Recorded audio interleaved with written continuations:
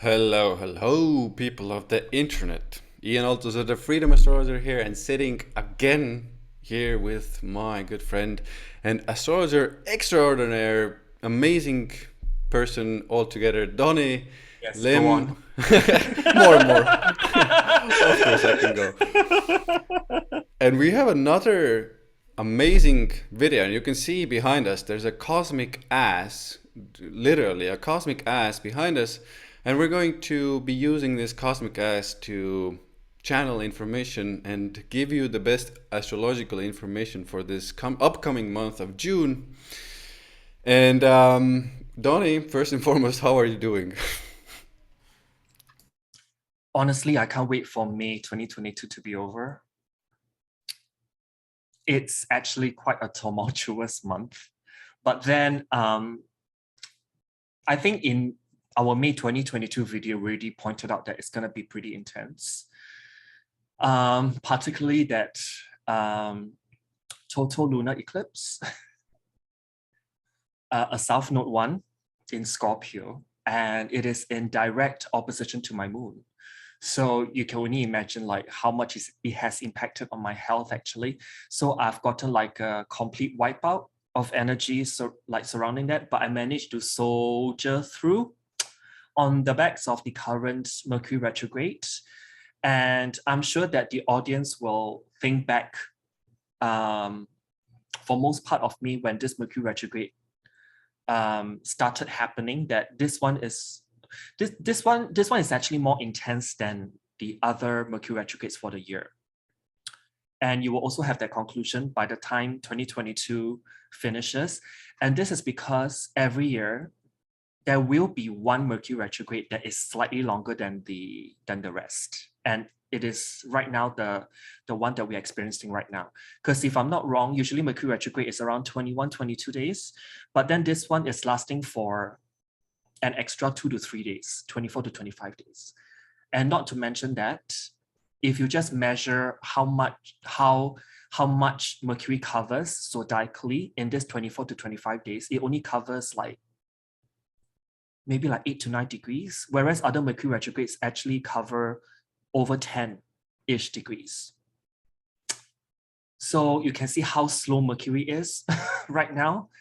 And since Mercury is traveling so freaking slow, I think all of us have got a lot of introspection to do and a lot of like visiting past issues and trying to like iron out the kinks of things. So how have you experienced, Ian, with this Mercury retrograde? It's yeah, I think I really love your introduction there, and I love your thoughts, because for me it has also been a quite a cosmic ass of coming in this video, to this space that we're in. And with those eclipses, and especially the Scorpio eclipse, I was, I don't know, the points triggered in all areas of my life, and in some areas even more painfully. And today we actually wanted to start with a bit of a heavier topic, but important topic, for us both, with me and Donny. And why we decided to also add this topic is because of these eclipses, the Scorpio eclipses. Remember, guys, we're going to have one more in autumn, and the South Node in Scorpio that Donny already mentioned. We're excreting a lot. We're doing with these issues. We're dealing with these deeper issues, and we want to talk about a topic that is heavy. It's called, I would say it, narcissism, or narcissistic behavior.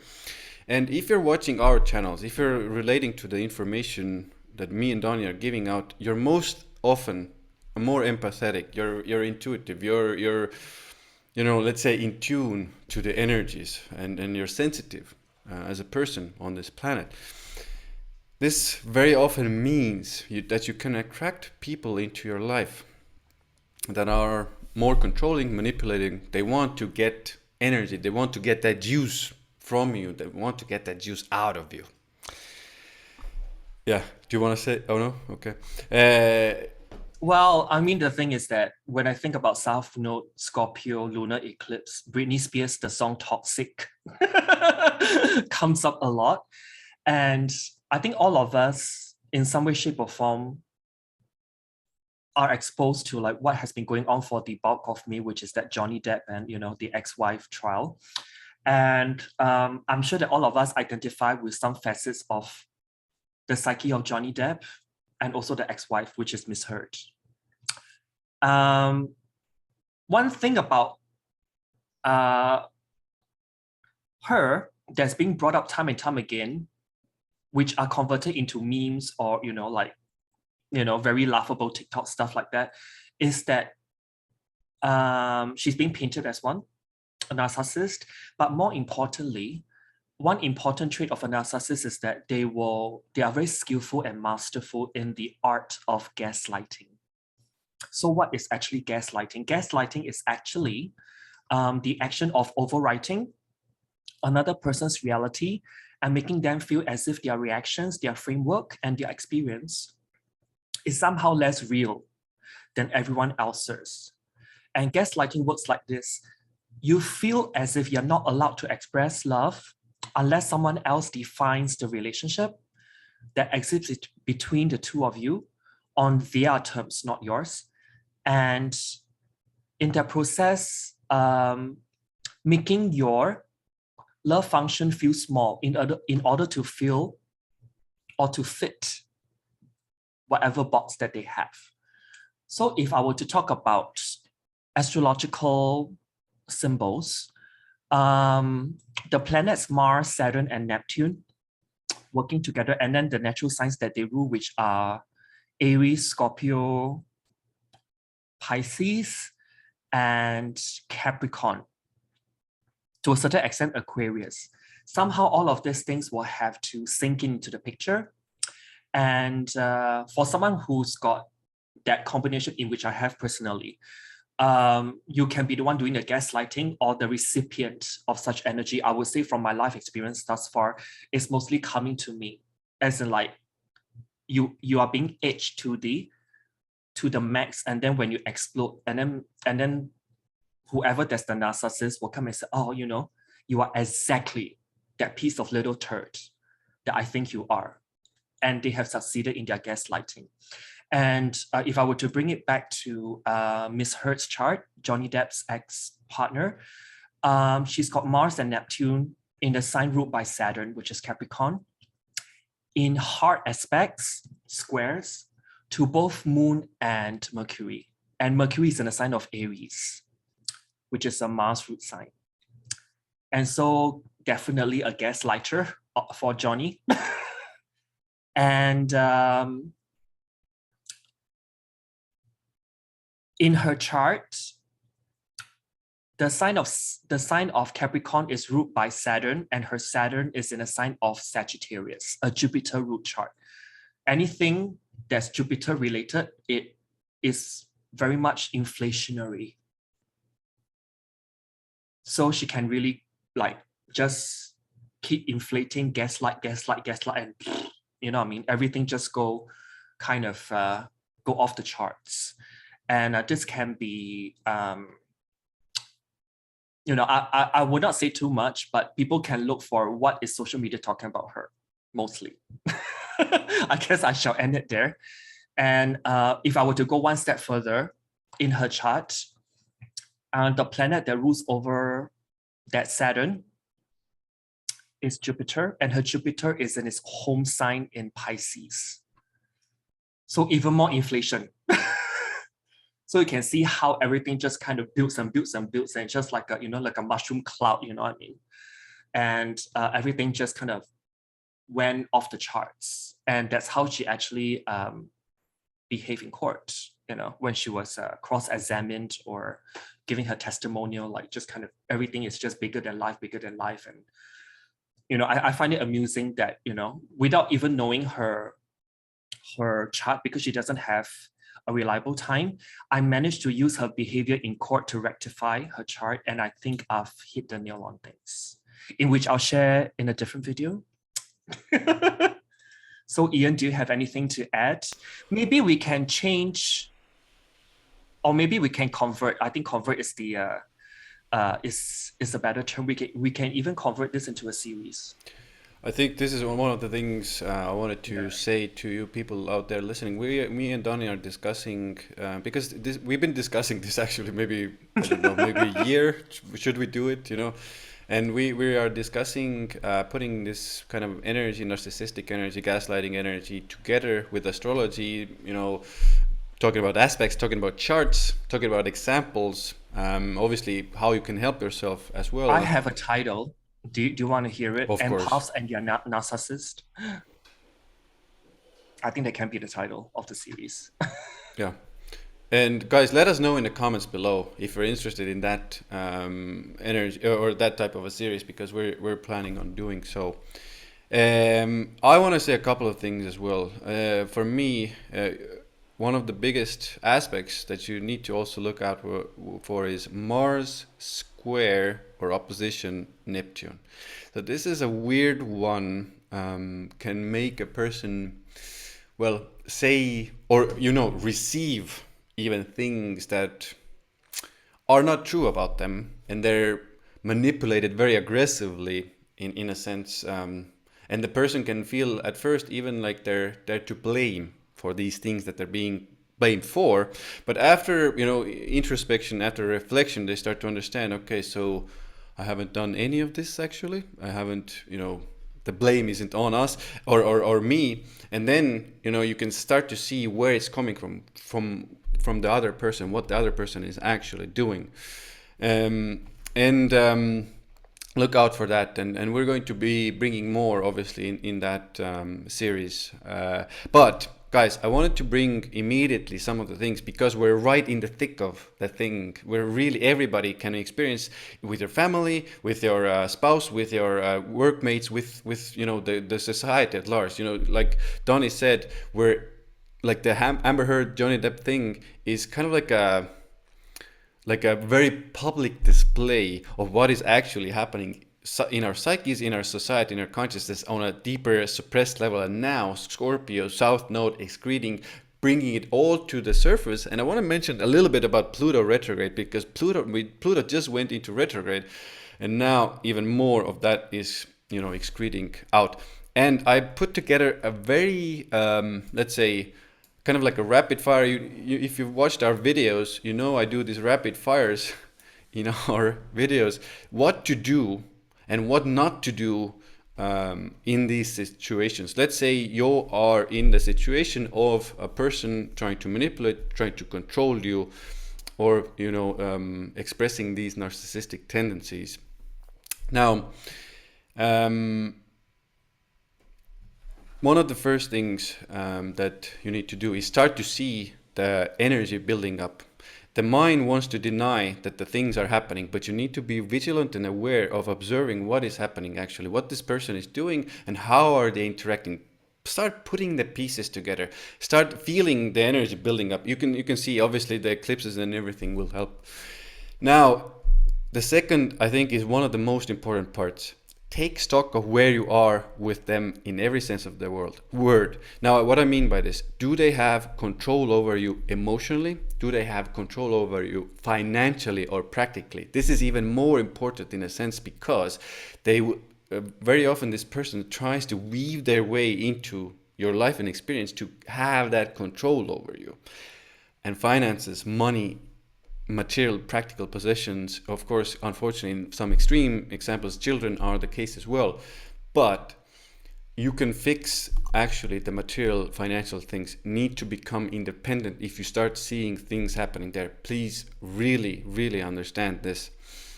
Living situation, another important one. If they have control and you don't have another way out, again, you're stuck in that and they can put that energy on you. So fix those. The first things you need to fix are these, so you have more freedom there. Now, when it really starts to get heavy, maybe it comes to a confrontation, an argument, something. The energy is coming your way. They're shaming, they're blaming you about things.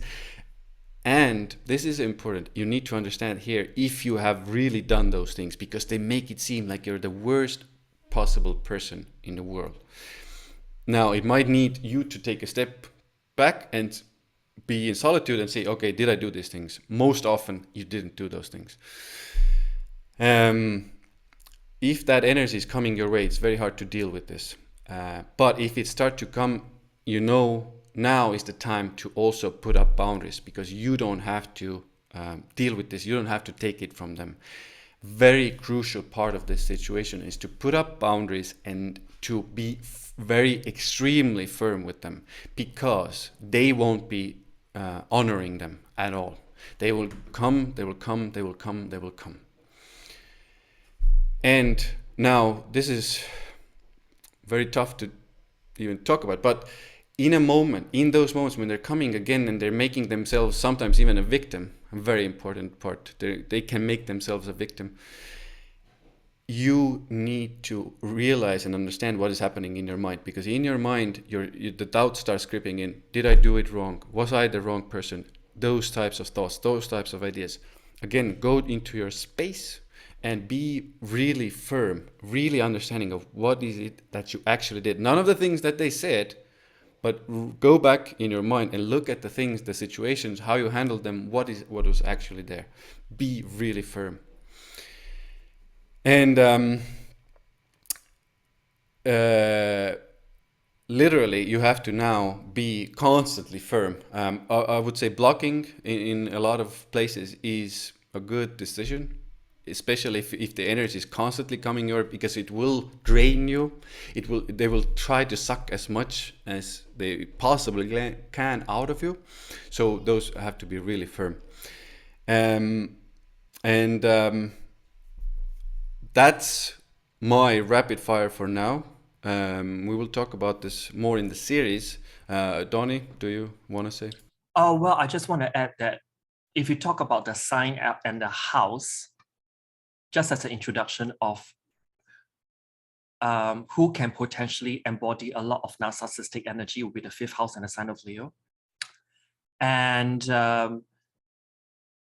if you count 6 signs or 8 signs away from Leo, you end up with Capricorn and Pisces. This is how they fuel that narcissistic energy into them. Because when it's 6 signs or 8 signs, it actually forms a yacht, basically, with Leo at the tip. And if you think about Pisces, it's really playing the victim. And if you think about Capricorn, it's about the power play. Who is on top of who? And so you can see how, in terms of signs in the zodiacal order, that why Pisces is in quincunx to Leo and why Capricorn is in quincunx to Leo as well. I just want to put it out there. So this will be like the teaser for the series. I've done a little bit of research. We are not here to roast people. We are not here to grill people. We are just making people aware that through the astrological language, how can you identify some traits and hopefully help yourself if you are in a situation whereby you feel that there's no way out. I think this is important to understand, because as I want to just protect Leos a little bit, because I have quite a lot of Leo energy in myself, and I just want to say that if you see immediately that you see, oh my God, they have this, that it doesn't 100% mean that this person is a narcissist and will start controlling you and start manipulating you. Oh no, actually what I'm trying to say is that even if you got planets in Leo like yourself, Ian, you may be the recipient of narcissistic behavior.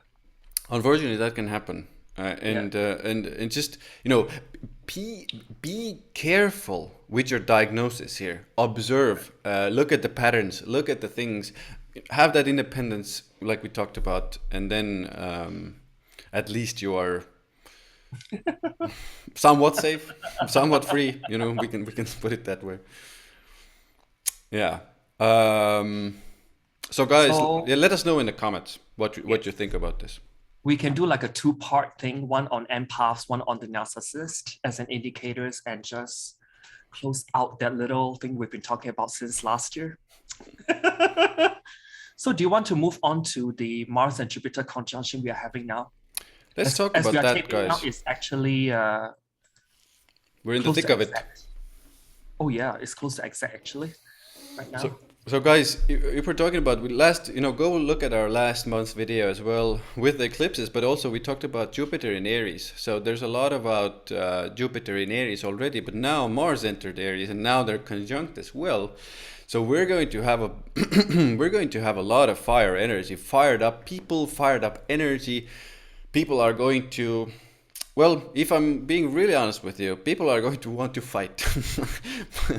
And but fighting always isn't a bad thing, guys. Like we said, right now we talked about boundaries and those narcissists. It's a good time if you are in a situation right now. The one of the reasons we even shared this part is I'm in a situation like that, and like I'm literally using this Mars in Aries, Mars conjunct Jupiter, to put up those boundaries and really be in a firm place with all of this, and it's helping. The fiery side comes out, the soldier is the warrior of the Mars, and Aries comes out. So you can use this. Please use this in a proper way. So what I mean by proper way is, using it for ambition, using it for taking action, for initiating things, initiating new things.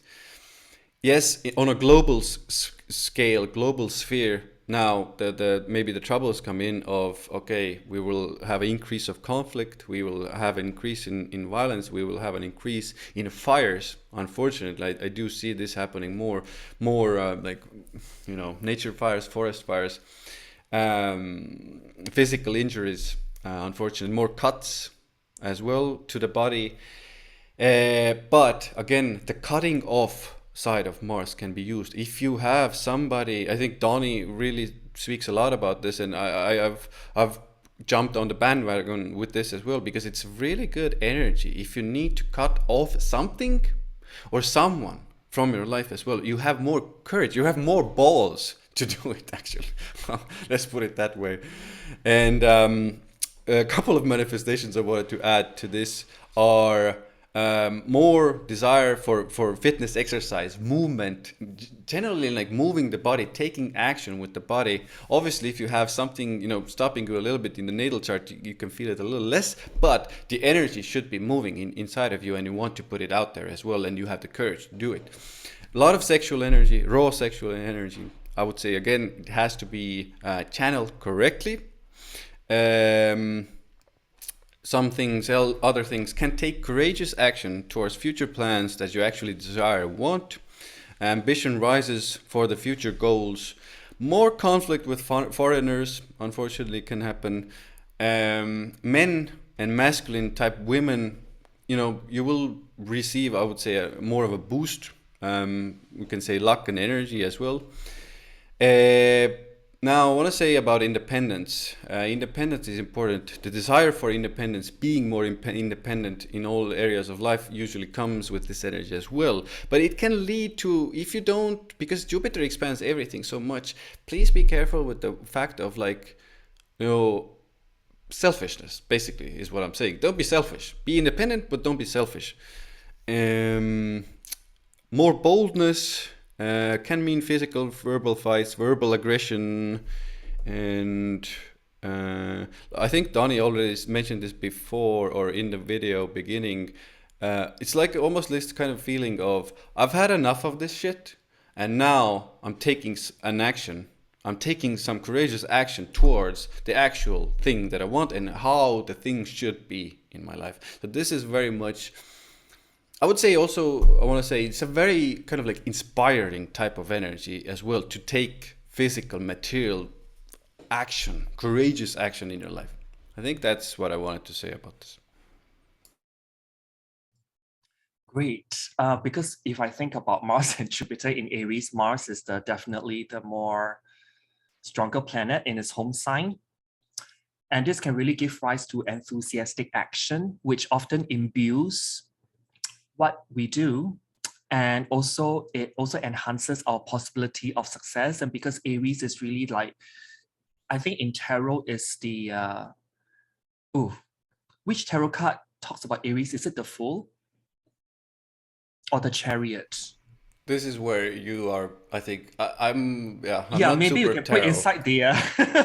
I know it's something to do with movement, and it can be very because of course, in Aries, it really gives us the outlook of, like a baby, like a child, even if you fall down, you just stand right back up and just keep going. And so it's that kind of gusto and bravado energy and a lot of like courage to do things. And with that, it also helps in being confident in our ability to be to effectively exert ourselves. And this can be because we have that self-belief and self-esteem and self-confidence in our competence, in what we are trying to do. But however, I need to point out that this can also be our downfall and lead to failure because of overestimation of our energy and abilities, or there's a misestimation of circumstances. You may also tend to overdo stuff or something, or go too far with things. I've seen over here in Singapore, there's actually this thing called the coffee shops, and that like or hawker centers or food courts, and there's a disproportionate increase in news of, we call them uncles or middle-aged men. Their chest so puffed, and they're like, so like, you know what I mean? And they like start fighting and throwing chairs, and I was like, okay, that's when I know on a personal level that Mars and Jupiter energy is really building. And it's also to engage in destructive excess. But however, it also gives you that ability to really negotiate for what you want with a very assertive kind of manner. And you also find that Mars and Jupiter together, there'll be this kind of active and assertive reaching out to others in generous and exuberant fashion. It's a fire sign, and it's also continuing to enlarge our viewpoint and understanding as a means of learning from conflicts, because Jupiter is the greater teacher. And Mars in Aries is via conflicts, you learn the higher wisdom. Hopefully, if you can harness this energy properly, it can also overcome your own destructive impulses. But I know with so much fire, it's hard to. But thank God Venus officially exited Aries into Taurus. So this can be like a cushion or landing pad to kind of counteract that, Mars and Jupiter in Aries. Just look out for righteous action, that you're not going into the territory of bulldozing others or becoming like a blatant bully.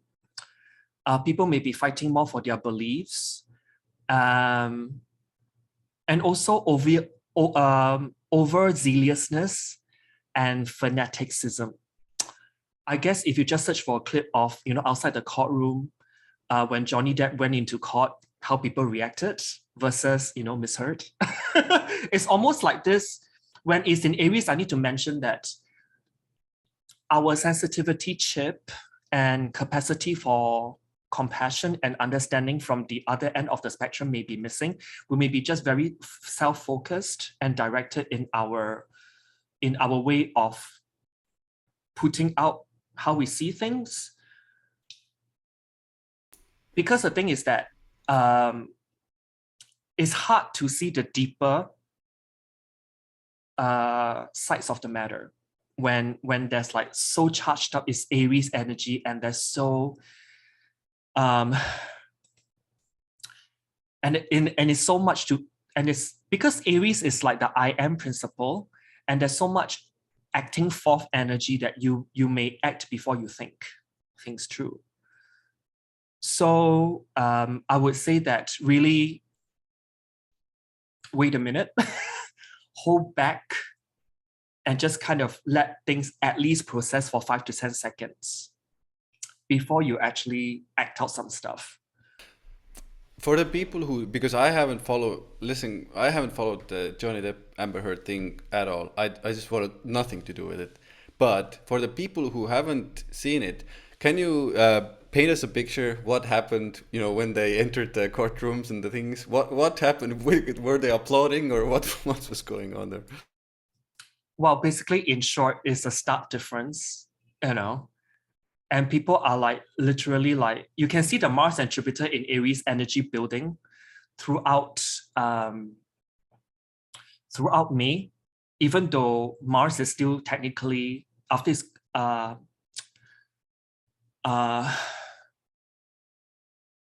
when it's still in Pisces, but I do see like it's approaching to hit Jupiter already. So you can really see like people are like riling up and it's literally blown out of proportion, like people hurling insults, not at Johnny Depp, but at the other one. And then you can see people are just like going crazy outside the courtroom. And since that court case is televised all over the place, because it's Virginia where they fought the case, and that's, you know, Virginia basically is one of those rare places whereby the court case can be televised. And you can see people just go crazy. You know, and not to mention that Aries is also a sign that's linked to laughing. So that's why there's a lot of memes.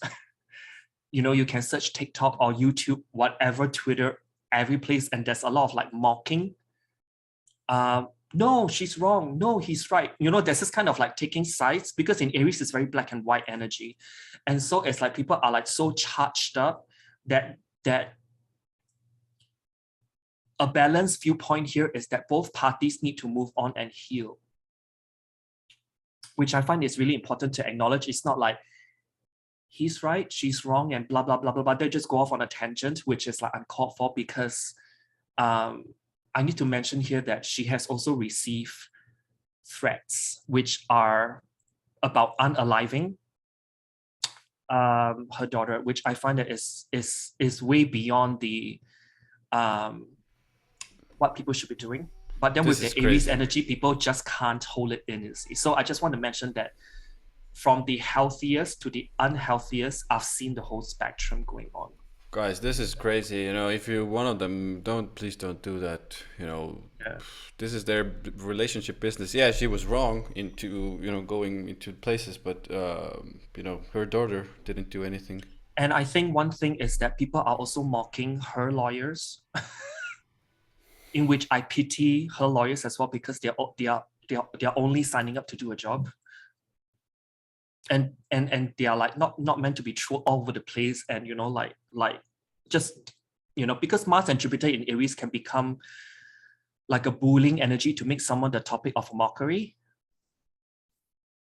So they can be, you know, going too far. That's why I mentioned Mars and Jupiter is to really to go too far and overdo something, and to engage in destructive excess.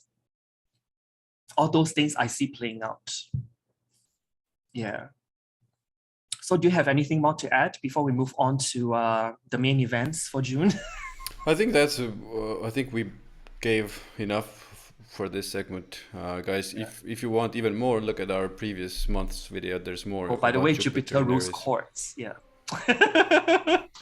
So that's why it is what. Yeah, it is what it is. more fighting in courts, definitely more aggression in courts.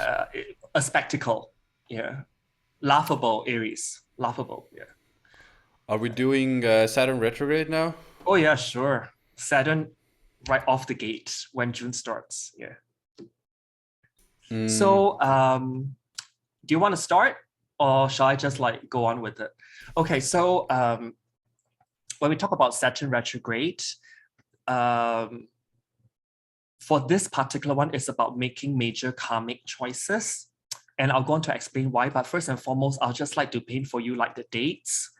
So Saturn retrograde actually starts on June 4th and lasts all the way till October 22nd of this year, so just before Halloween. And Saturn actually entered pre-retrograde shadow. And this actually happened on end of February on the 26th of this year at 18 degrees, 35 minutes of Aquarius. And Saturn goes retrograde, like I mentioned, it starts on June 4th. And it will happen at 25 degrees, 15 minutes of Aquarius.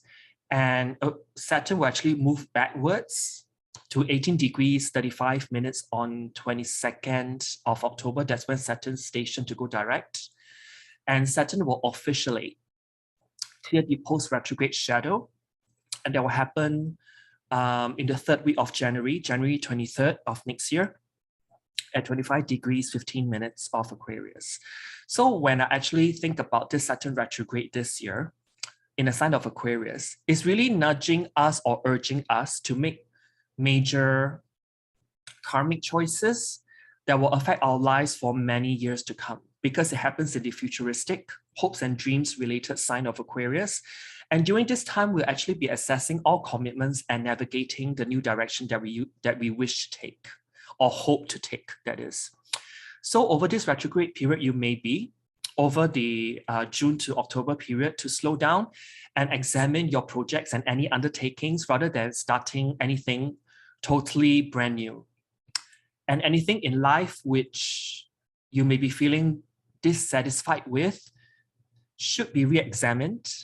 For Saturn can actually teach you where you have been previously failing, for that matter. And it's also time for us to think deeply about our future and what energy we want to keep in our lives.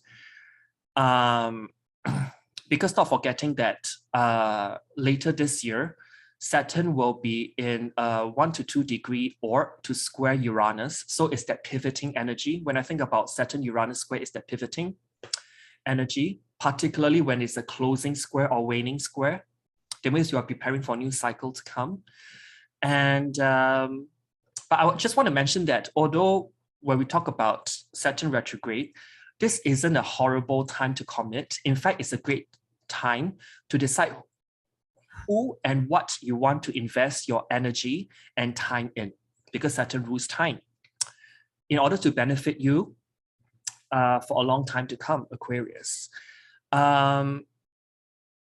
I also need to mention that relationships can thrive and grow during this transit if you're able and willing to put in the grinding work, because Saturn is the grind of things. But I need to say here that this isn't a transit that will benefit slackers. In fact, it will put everyone to work. In terms of career growth, this is a moment that urges us all to boss up and elevate our professional status and gain, because that's what Aquarius is about. Even if we decide to transition to a new position of career, we are moving towards our goal. And I'll just like to briefly cover Saturn retrograde key aspects for 2022. So after Saturn retrograde on June 16, Sun and Saturn retrograde actually harmonize via a trine. This can actually make us boss up and take control for our lives. It also talks about the slow but sure attainment of goals through hard work. Okay, so this is June 16. 2 days later, on June 18, Venus in Taurus actually forms a square with Saturn retrograde. And this can actually make us rethink and reevaluate our financial decisions. Some of us may also develop a spiritual pursuit or interest as well, for that matter. And any relationships that we start will have a very mature flavor to things, because we're talking about Venus and Saturn in a square. So let's move on to June 27. Mars and Saturn retrograde will form a sextile on that day. And this can really add some power and authority behind our actions. And let's jump forward to July 2nd, because Mercury in Gemini forms a trine with Saturn retrograde. And so this can create structure in the way that we express ourselves, helping us make decisions. And it could be something that happened prior to this Saturn retrograde that you've been deciding on. Maybe on July 2nd, something just kind of, you're going to move ahead with certain decisions. And end of July, on the 31st, Mercury in Leo forms an opposition with Saturn retrograde.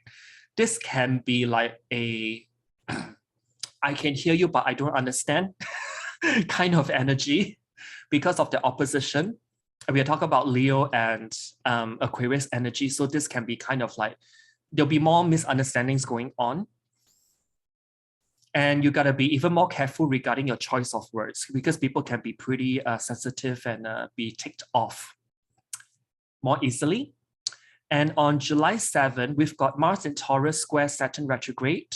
And this can be a few days where egos can collide. So you need to be careful and organized when you act, for that matter. So skipping forward to August 14, the Sun in Leo forms an opposition with Saturn retrograde. And this can be making us less confident and sure about ourselves. So if you can, middle of August, if you need to take a small little few day break, please do, when Saturn retrograde opposes the Sun. So now let's move on to most of October, because this is when Saturn retrograde and Uranus retrograde will be squaring each other roughly a degree or two apart. Not exactly an exact aspect, but still pretty tight. And this really reminds us of the culminating supply chain disruption related events. Maybe in October, some of you may be wanting to pivot to another career direction, something of that matter, or make some very important long-term decisions, which is Saturn, to kind of anchor the future that you want for yourself.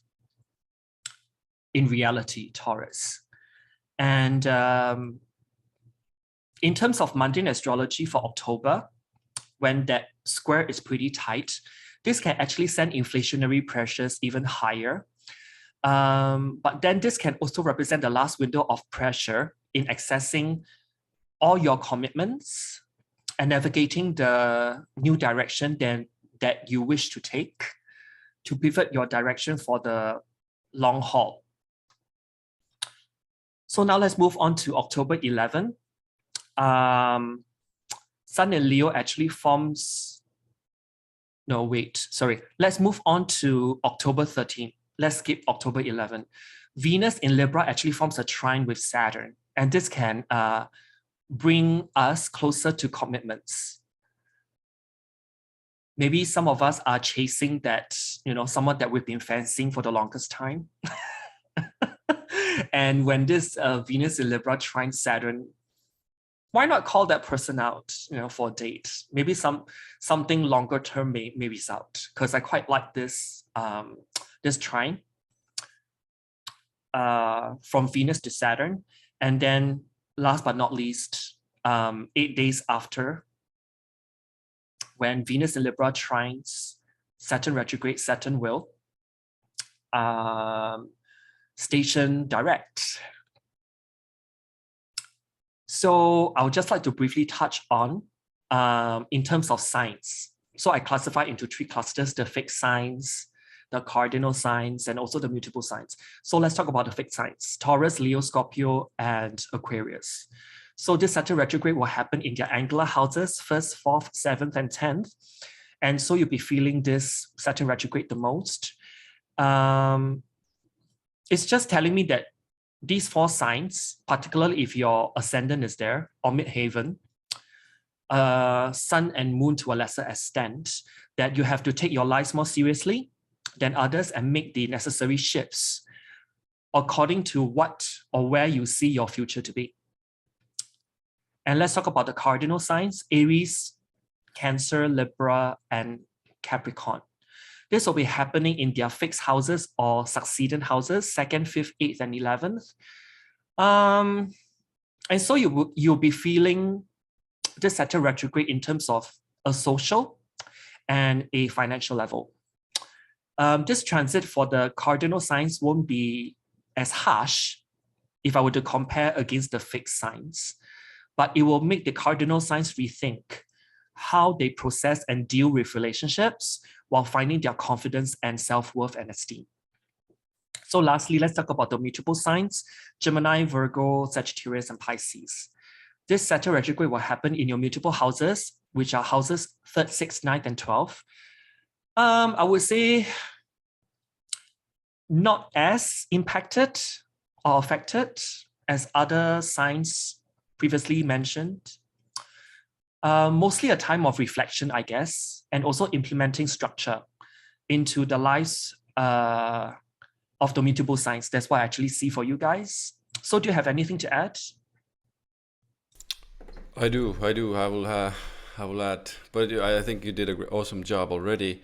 Now, Donny mentioned the degrees already for you guys. I want to mention, for me, I think the fixed signs are going to get the bulk of it in this retrograde. Unfortunately, guys, having some fixed in my prominent three, let's say, I know how hard you will be hit by this, and especially especially unfortunately those of you who have those influences in the fixed in the fixed signs. I put a 2-degree orb here, 27 to 16. When you have something there, fixed signs, you will feel it the most. Even more so 25, 18, you will have it even stronger. And you will feel it twice as well, because Saturn will come over you again. So there are going to be those Saturn hardships there. Lots of duties, lots of work. Depending on the planet, it depends a little bit. Now, for me, I want to also mention the actual kind of, for me, the Saturn retrograde is underrated. I think it's one of the really important retrogrades because it really talks about physical material manifestation. Now, why do I say that? Because when we're heading into the retrograde, and some of the manifestations have already started to come, more regulations, interest rates, that will start to, we will almost forget about, some of the regulations we will forget about some of the duties. But the problem with this is that we actually need to put in effort. So in our personal lives, how can this manifest? Saturn goes right now, we're really focused, we're putting in efforts, we're making things happen. Now Saturn goes retrograde. Maybe I don't want to do it. Oh, I can do it later. You're just kind of postponing. What I've seen, people start to postpone things a lot, and they don't want to put the actual effort, the work required into the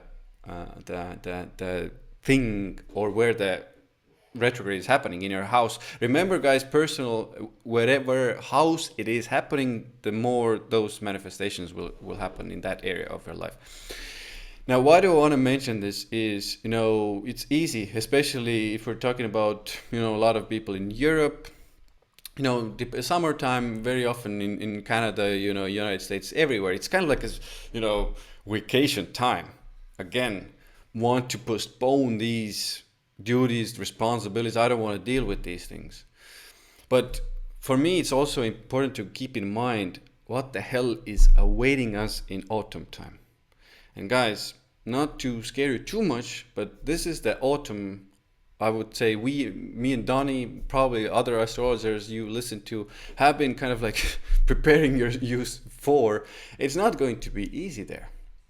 And the results of what you're going to do right now, especially personally, I will touch upon the global manifestations as well, but especially personally, if you manage to put in the efforts, if you manage to still fill your duties, of course, take breaks and stuff like that, but keep working day to day, keep working on your goals, keep working on your dreams, keep putting the efforts in. If it's networks, if it's friends, put efforts into your relationships as well. Needs to happen, otherwise they can just drift off, and you will have to face the music during autumn time. And with Saturn, like maybe with Mercury or something, Venus, maybe you can, a little bit take it easier, I would say. But with Saturn, like the music will be harsh. It will be harsh. You will have to do more during autumn time. The duties will be overwhelming. There will be so much there. But if you put in the efforts right now, during Saturn retrograde, you will get the actual physical manifestation. You will make something, or you will complete something that is tangible and material of value. It's very important for you to understand, because during a retrograde, all those positive natures of Saturn, or qualities of Saturn, it's harder to channel and use those things. You have to keep that in mind. So yeah, keep in mind all the things that are happening in our society, in our economies, with the prices, with regulations, And this retrograde period, it seems like, oh, maybe, not so bad. Or you almost like forget about, I have to wear the mask and, everything of that nature can lift away. Some of the regulations, you can travel now, you don't have to have the V for a moment, but everything during the autumn will, hit you in the face if you're not prepared, basically, is what I'm saying. And let's talk a little bit about, kind of like rapid fire that I like to do here. Constant efforts into long-term goals. Friendships, social networks need more work. Pre-shadow, it is because Aquarius is a lot to do with bonuses and receiving bonuses, material gains. Pre-shadow right now we're in or during there, even when we're hitting the retrograde, you can receive a bonus. You can receive a result for the efforts that you have put in right now using Saturn before the retrograde. But if you didn't do the work, with Saturn, you're not going to. Basically, I'm going to be very direct with you. You're not going to get much. You're going to get maybe more work or more duties. Yeah, so a bonus is possible if you have put in the work. Now, restrictions I mentioned, they can lift with the V situation. I know with the W situation, most of people have already forgot about the V situation, but the V situation is alive and ticking and well, and I'm going to discuss it in my full moon coverage as well, because we have some developments there, unfortunately. Okay, but let's focus on this. Tendency to put things behind, or kind of like almost be okay with them taking longer. So what I mean by that, maybe you have a project, you need to focus on it, you need to work on it, but putting it on some back burner, I'll do it later. There is a tendency to start doing that. Regulations. Now, as we're leading up to the period, we already heard about interest rates, and this is one of the things I actually want to share my screen for just a little tiny bit. And we're going to talk about data and astrology in a really quick, rapid fire way. So what I'm doing right now behind the scenes, and this is going to be released most likely after the Mercury retrograde is done, but I've put in some interesting data with astrology, and this is the Fed, the governing organ in the United States that controls the interest rates. And you can see on this graph of mine, upside is basically interest rates going higher, meaning lending becoming expensive. If you have loans, mortgages, you have to pay more for these. And remember, guys, whenever the Fed does something, usually the ECB, the European Central Bank, they start to do things, and other people start to do things. So Fed is kind of like the Wayshower, usually. So what we're seeing is a hike here, 2022, and it's important to understand one of the biggest reasons, and I will reveal it in the full product. But one of the biggest thing here that we're seeing is the South Node and the North Node. And when the North Node is in Taurus and when the South Node is Scorpio, we are seeing interest rate hikes. Remember that, and remember, guys, how long North Node is going to be in Taurus and South Node is going to be in Scorpio. So right now, what is coming. So don't let it hit you in the face. Be prepared, and Godspeed with that, making those decisions, basically. Now, what did I want to say about this? So the regulations happening right now, we are seeing those, and again, during the retrograde itself, guys, what is happening, what I've experienced, I will give you the mic in a second, Donny, but what I've experienced is it's almost like during the retrograde, these regulations are prepared. These things are worked on behind the scenes. It's like nobody knows what is happening, and then boom, the retrograde ends, and it's like hitting news after news after new regulation, or interest rates higher. And I just wanted to kind of warn you with these matters. That there's a very big potential. News is already out that that they're raising them. They might even do it even more, considering everything. You saw the hike, guys. You saw the hike on the graph. It's quite insane. It doesn't look healthy at all, and supply line problems. Again, we're talking about the things right now that are happening, but during the retrograde, we can even forget about these things. During the summer, more food has been grown. For a moment, the supply is there. But again, come autumn, problems, Uranus and Saturn again in a square. So don't allow yourself to be fooled right now during this period into that everything is fine. Oh, everything is returning back to normal. I will tell you right now, I'm looking at so much astrology, there is no normal. There is no freaking normal in it. No freaking way. It's not possible. Okay, I mentioned these. Mentioned what? Mentioned the. I just want to get everything. Okay, I'll let you, Donny. You wanted to say something? I'll look.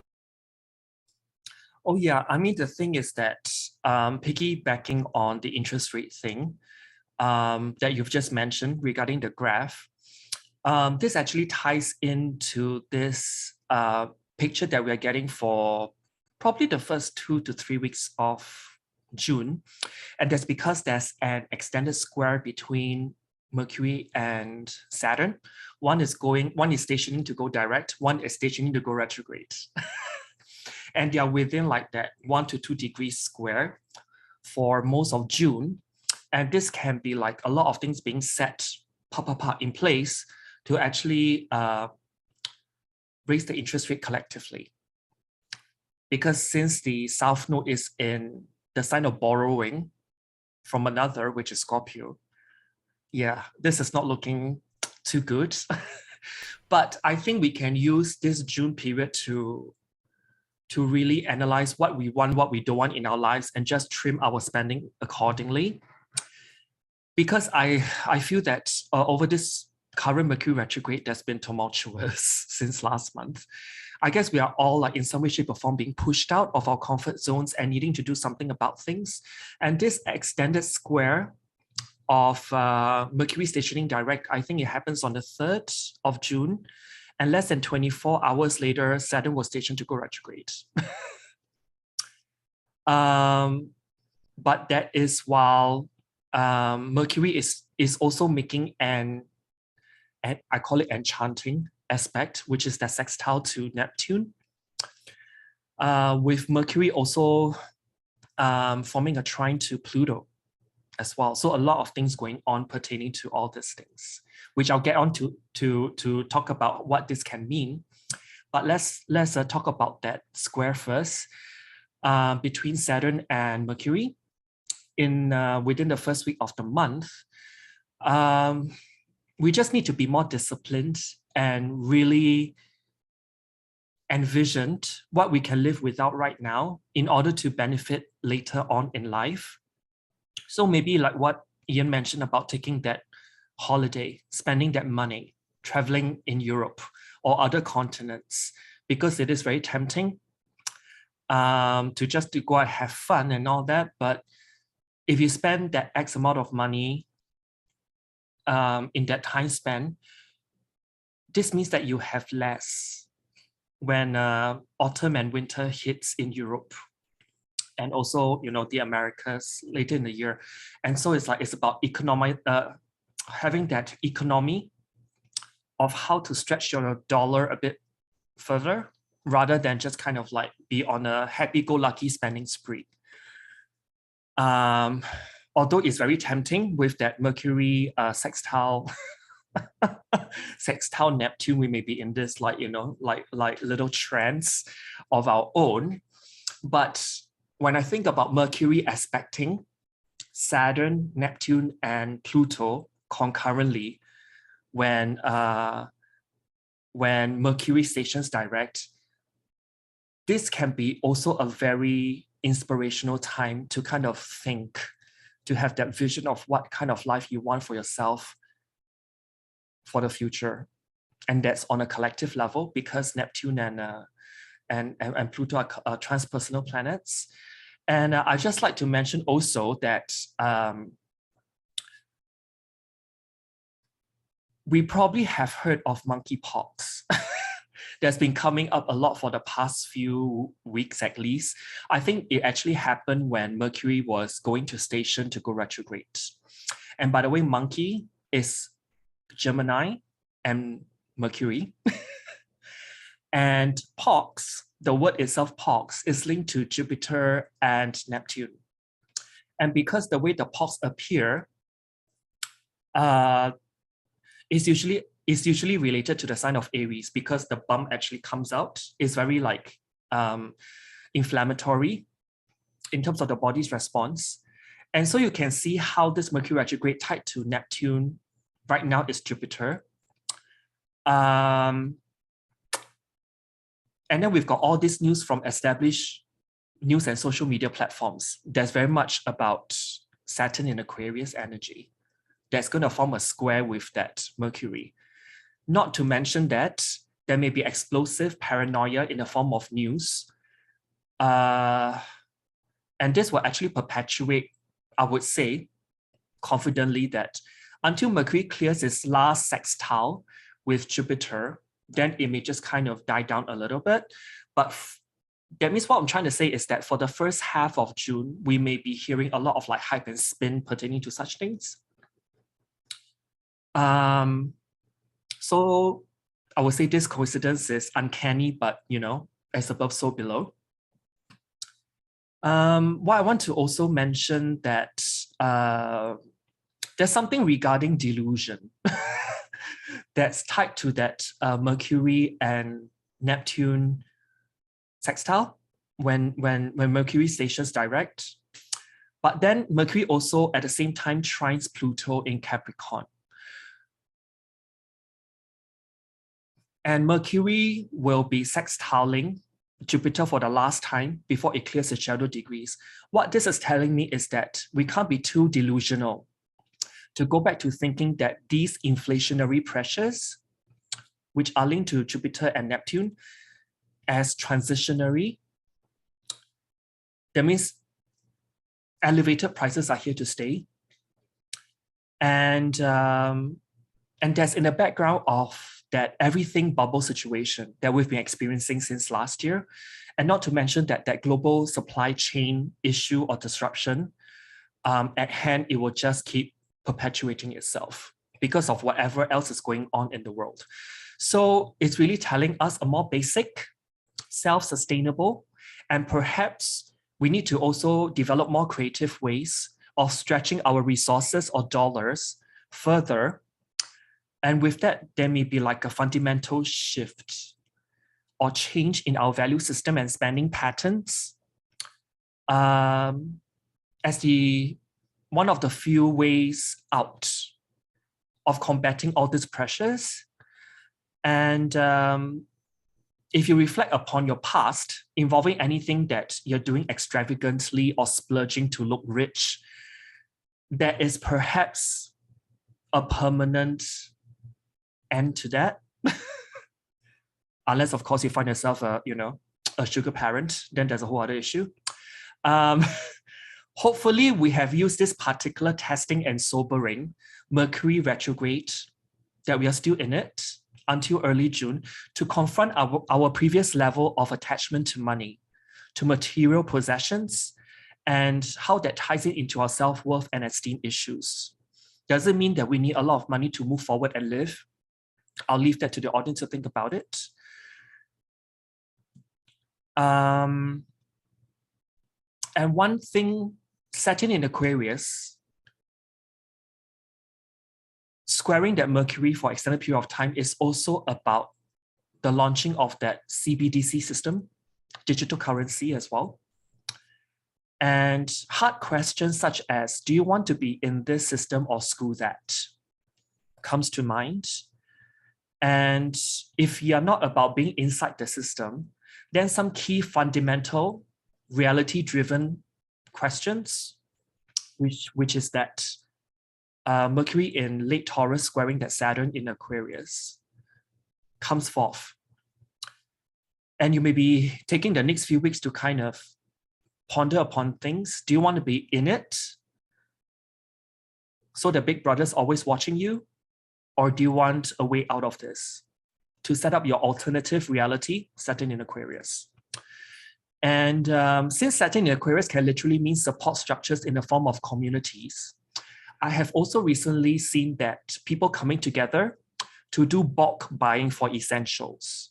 And it's done through apps or third-party software. Because when they pool orders together, they can enjoy larger discounts or economies of scale, that is, or there's a larger bargaining power. And that's also linked to that Mercury and Saturn extended square. And I've also seen barter trading as well happening between people. You give me a haircut, I shall give you XYZ, such things as such. And I also see more socially conscious and driven enterprises popping up as well over this period of time. I've seen some very promising social enterprise that came up over the past month. I think it's something to do with this as well. And I just want to mention here that since we've been talking about mundane level things, Mercury will also conjunct the fixed star Algol, which is that Medusa energy, as Mercury stations direct. And when that Mercury on Algol squares Saturn, which is going to turn retrograde, over the next week, we may hear some kind of sad news, indeed for some, because Saturn can mean something depressing. This can also be the continuation of countries defaulting on their financial debt agreements from the macroeconomics of things and needing to ask the IMF for help. And this very much ties in Mercury with like Neptune, Pluto, and also Saturn in this case. And when that Mercury moves out of its shadow degrees, forming that last sextile to Jupiter, there may be even more news pertaining to that coming out. So people need to look out for that. And so what I'm trying to say is that the list of countries that's one by one going bankrupt may grow longer and longer from this point onwards. And not to mention that I have looked into Johnny Depp's chart. And do you know that Johnny Depp has got late degree Aquarius Saturn as well? And his Mercury is also on Algol. So what I'm trying to say is that this extended Mercury Saturn square is exactly as reflected in Johnny Depp's chart. So what this is implying to me is that probably around June 2nd or 3rd, for people who are looking at when the jury will have their verdict, I would expect around June 2nd or 3rd. That means towards the end of next week. Okay. And also be on the alert and don't fall for baits from organized crimes and scams over the first half of June because of Mercury's aspects to Saturn, Neptune, and Pluto. And Mercury Saturn is all about new censorship as well. So you may want to take note of any more of this kind of shenanigans coming out regarding social media censorship. And last but not least, when we talk about Mercury tied to Saturn, Neptune, and Pluto, this can mean that our mind, our thinking patterns, our intellect, our speech, writing, communication, personal connections is also Mercury, will be engaging in matters pertaining to passionate and empowered spiritual practices that may also come forth. Systematic and disciplined inner transformation may also take place in the first half of June, I would say. There will also be a breakdown of previous certainties leading to a more open and connected way of being. This is one of the more important things I want to mention. Profound suffering, at least initially, followed by a blessed sense of peace that comes forth in the end. But if you're not handling this Mercury station direct squaring Saturn energy properly, while Mercury is also aspecting Neptune and Pluto, this can be a rough month in the sense that there can be like a spiraling sense of deflation and loss, broken or destroyed connections. So relationships might take a beat, but it can be pertaining to those people that already need to leave your life anyways. When the Mercury retrograde started, now you're just kind of rethinking whether to break the bonds with them. There may also be grievous feelings of anguish and torment without the full surrender needed to release their emotions, which may occur. And last but not least, there may be like an increase in dogmatic and rigid spiritual dualisms because of that Pisces and Mercury energy. And last but not least, there can be extreme renunciation of the material world. And this can be linked to the list of countries going bankrupt one by one, more and more. And we will be having news of that more and more as well. Do you have anything more to add before we skip to the next retrograde? Tiny bit, and it's a little bit about self-promotion as well. And I do like what you said about the countries, especially guys right now when they're raising interest rates, they're raising them, the spike is high, but the interest rate itself is, quite small.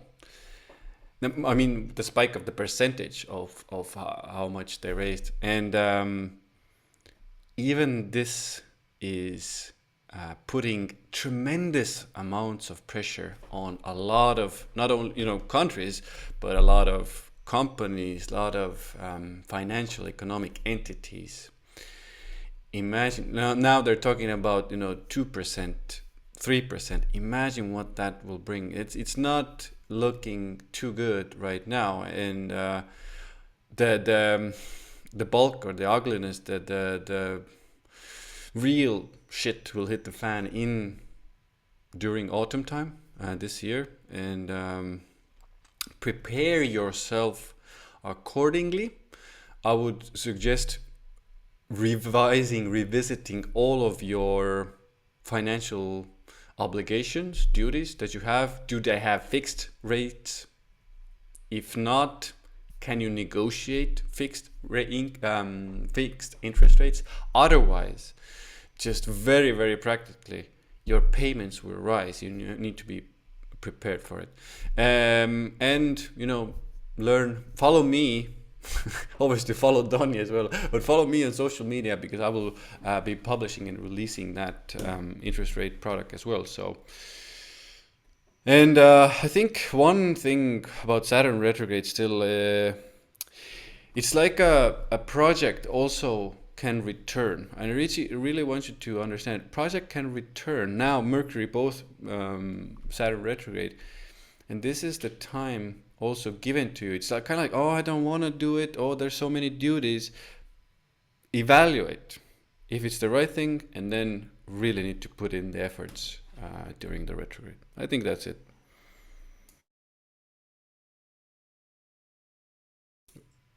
So now let's move on to Neptune retrograde, which will come end of June actually. So this Neptune retrograde, if I were to sum it up, this can be talking about seeking truth through psychic perception and emotional sensitivities because it happens in a sign of Pisces, where Neptune is for the longest time. I can't wait for Neptune to change sign, honestly.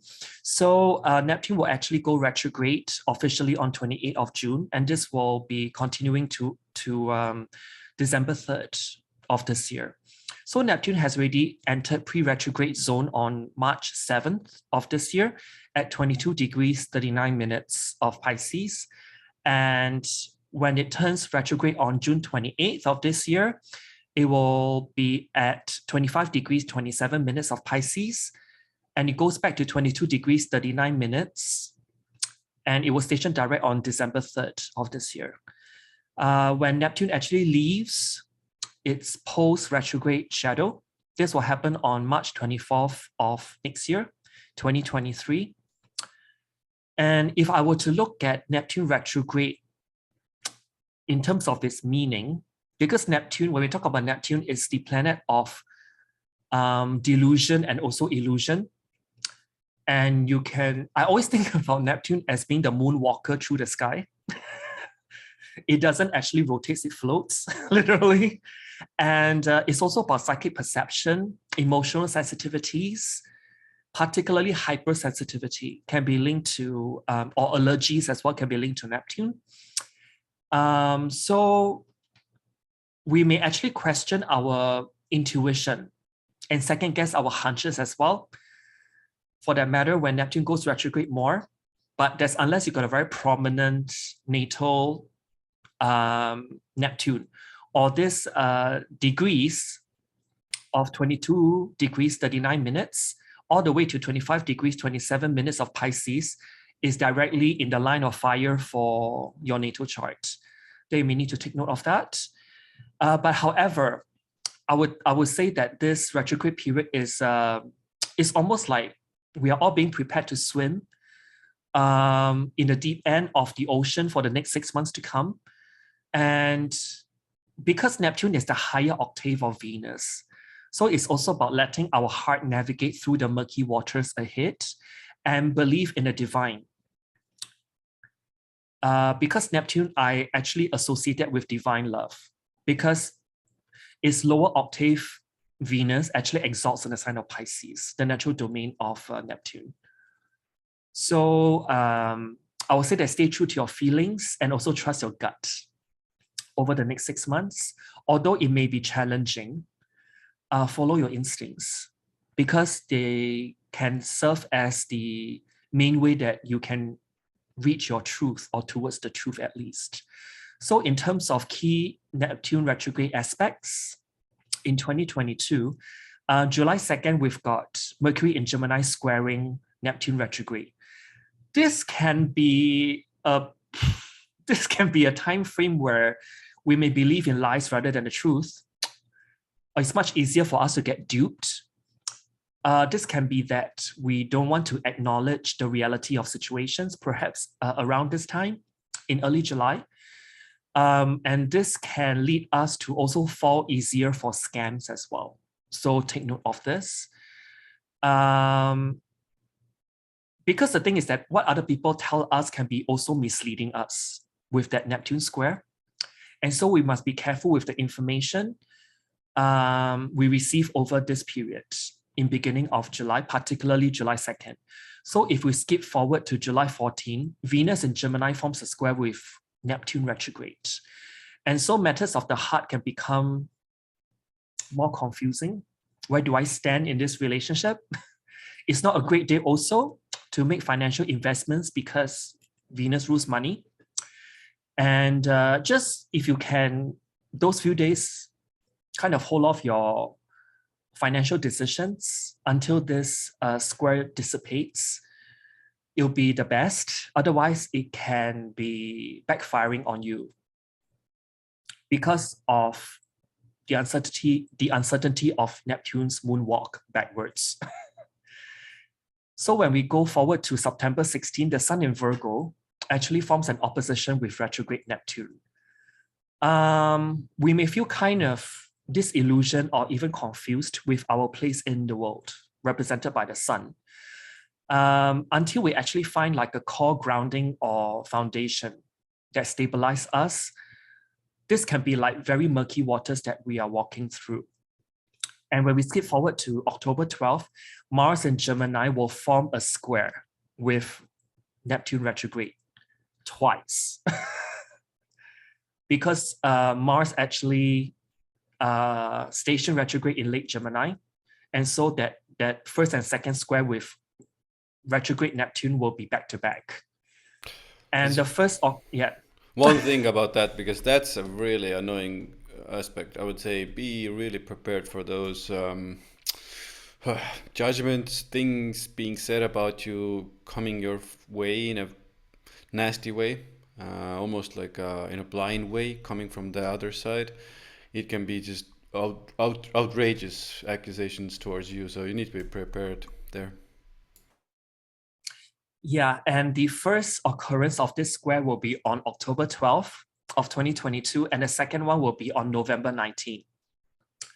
So it's an extended I would say within Oort square. So October and November will be like murky waters because Mars in Gemini squaring Neptune retrograde.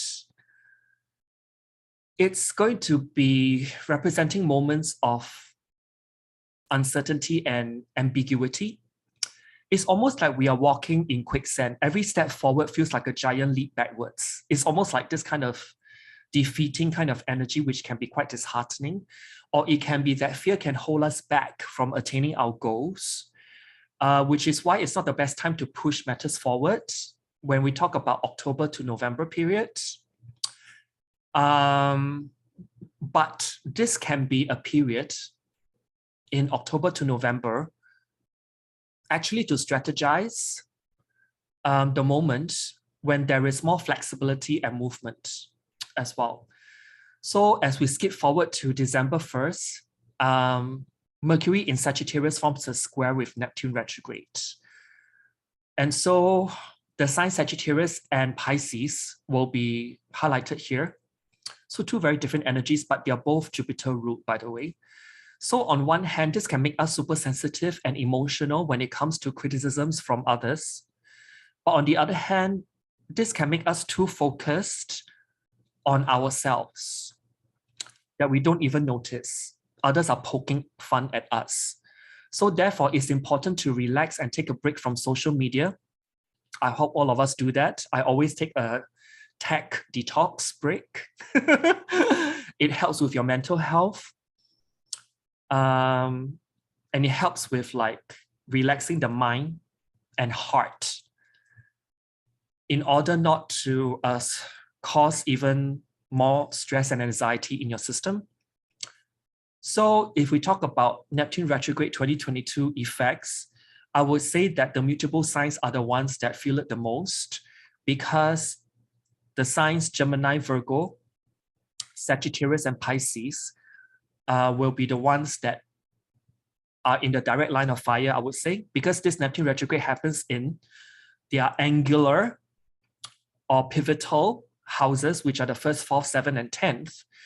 And maybe there's this kind of major existential crisis and even meltdowns as well.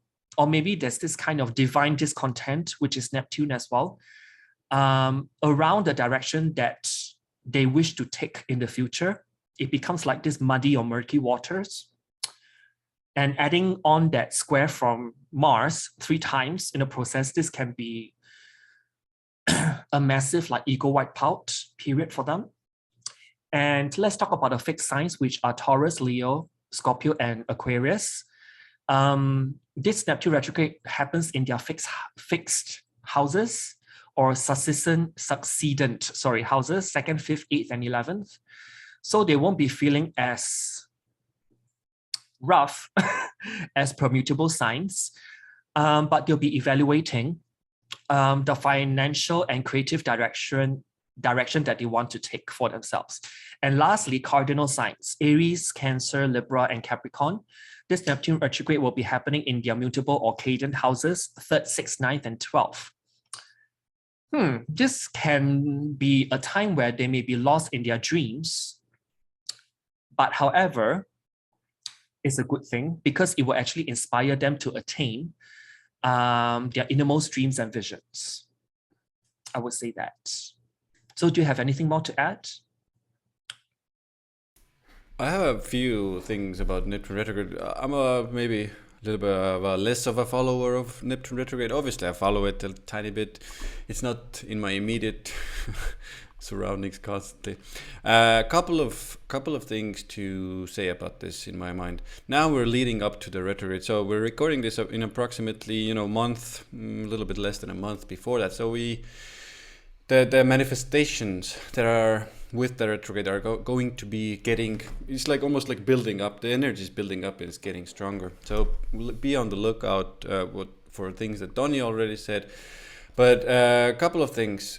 News and things regarding the V situation right now are going to come out. Something to do with the medicine, something to do with the actual V can come out. They're going to say something about it. Um, the good thing here is maybe a pill, maybe something that is more healing of nature. Oh, not a new V. But be on the lookout for these types of developments, because as we're building up to the retrograde, developments get stronger, and during the retrograde they're weaker, and then after, like Donny said, in December again similar news, because it's happening in the Oh sign yeah, of I Pisces. forgot. Gemini and the planet Mercury talks about monkeys. So what I just mentioned earlier, just look out for that. Yeah. That will, I will mention it in my full moon thing as well, but I think we're already tiptoeing around it. So, personal lives, definitely we will be. Also, guys, look at where Pisces is. This is also some of the areas where the themes that we're talking about with Donny are going to come out. So if we're talking about, let's say, manipulation, veil pulled over you, bullshitting ourselves, others bullshitting us, wherever Neptune right now is transiting in your natal chart, this is where those things are going to come out. So for example, 7th house Neptune transit, maybe your partners are bullshitting, or maybe you're bullshitting your partners, or maybe there's something sketchy happening there. And this is now, you're going to see some of these manifestations, illusions that you might have had about other people. You might have had, maybe 6th house, you've had about a routine. You've had about your idea of how you eat or diet. These will be revealed. You will see more clearly about these matters. With Neptune, I'm always like, or like the screws will be turned even stronger. God damn it, it's Neptune. So yeah, be on the lookout for how you are bullshitting yourselves, and be on the lookout how others might be behind the scenes bullshitting yourself, you as well. It can go both ways, unfortunately. So. Not good. Positive side, obviously, spiritual healing, healing in general, especially now leading up to a retrograde, can happen. And I think that's it for me for the Neptune retrograde. Are we going to the lunations, I think, now? Oh, yes. I think we are having that, well, we call it the strawberry super full moon. So this is a potent full moon because it's closer to the Earth. Guys, I will share my screen as well. Let's do that. Because I think people need to know it's not the right one yet. This one is. So, guys, let's dig into this super full moon. I think this is one I go first, and Donny will follow as well. And at first glance, let's discuss the influences that are in our grasp here. So the full moon itself is happening in Sagittarius, the sign of Sagittarius, which is quite a pleasant and I would say a pretty good sign to have a full moon in. A lot of signs I prefer to have the full moon less. So we have a good point here. And it's happening on 23 degrees, 25 minutes. Something to be said about the term that it's happening in. By Egyptian terms, it's happening in Saturn terms. It will bring that Saturnian heaviness to the, maybe a little bit of a too optimistic jolliness of the Sagittarius full moon. Now, other influences also in play here. We have a very, very tight T-square with the Neptune. We just ended with Neptune, and we're and Donny's shaking his head. Obviously, it's when I was looking at this, I was like, kind of, how many T-squares are we going to have during freaking full moons and new moons? But guys, there's no way out of it. We have to deal with it. We have to go towards it. We have to go through it. And let's find our ways out of it and through it. And some other influences that are more supportive in this case, the T-square, maybe so some of you who are new watchers, T-square, how I always experience and I see the T-square is there's a pressure. There's a pressure somewhere, and the pressure is usually happening in these areas and in these areas. When we're looking at, I hope you can see my mouse, I think you can see, and the release is usually at the top. So this case, the Neptune, as confusing as Neptune is at times, it is actually showing us the path, let's say, out of the pressure cooker, out of the uncomfortableness that can come. But I want to just say, with Neptune, always the illusions, the veils, I'm seeing something, I'm looking at something, and I'm putting so many stories on it. I'm putting so much meaning to it that might not be there. So first and foremost, keep that in mind with these T-square. Now, if that's not enough for you guys, we need to go to the full moon itself, the degree. Now, which is a little bit annoying for us, is that the full moon itself is happening on the fixed star Ras al-Hag. Now, the ancients, the more traditional ancients, only put a very, very negative meaning to this fixed star. Now, they have a point. Obviously, I'm not saying they don't have a point, but I want to just explain this a little bit, because the ancients were living at a very, very different time, where murders were killing, everything was happening constantly. So obviously you're going to observe more negative events happening. So this is one of the reasons why they are observing these negative events. Not to discredit them entirely and to say, oh, this Ras al-Hag is amazing and no bad things are going to happen, or negative things. Yes, the negative meaning is under this fixed star, and I'm going to talk about it in a second.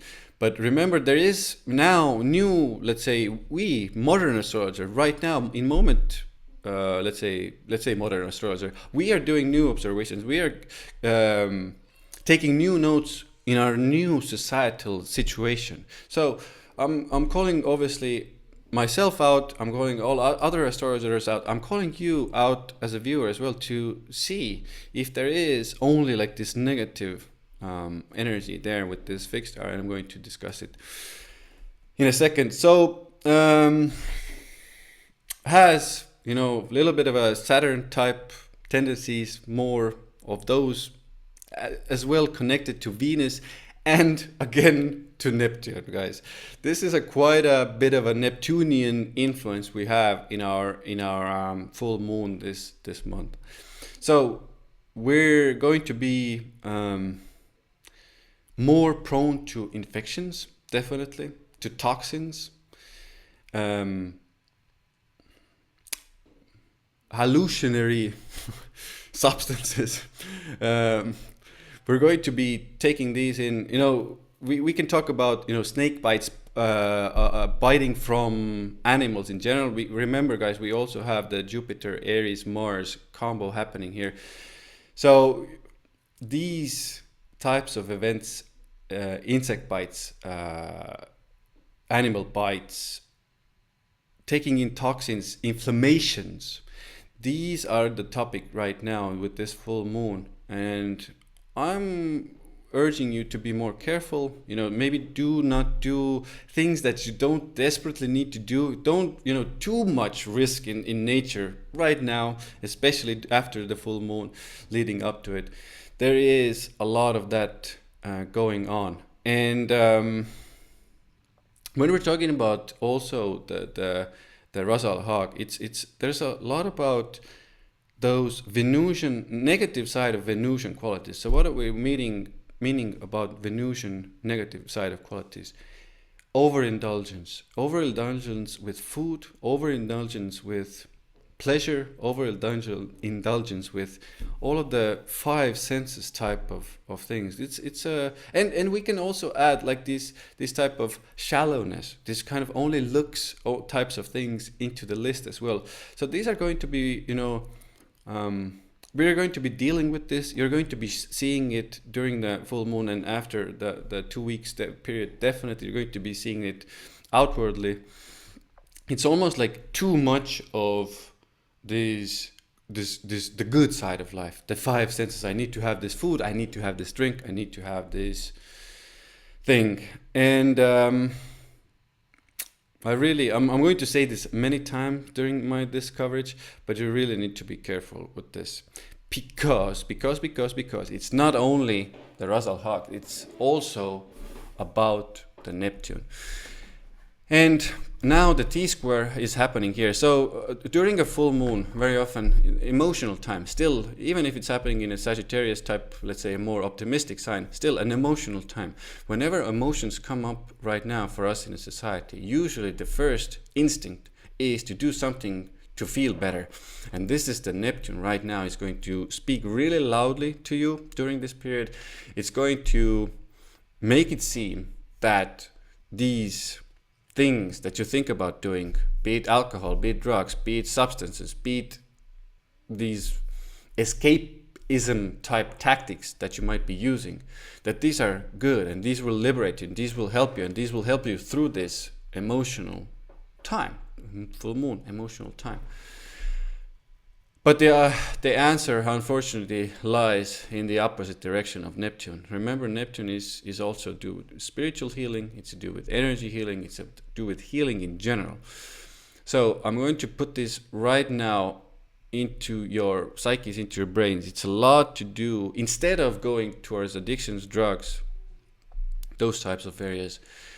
And even like, if I'm looking at this, even like psilocybin, mushrooms, things like that, they can seem like a good idea. But with this square, I would be a little bit hesitant. I would be very, very,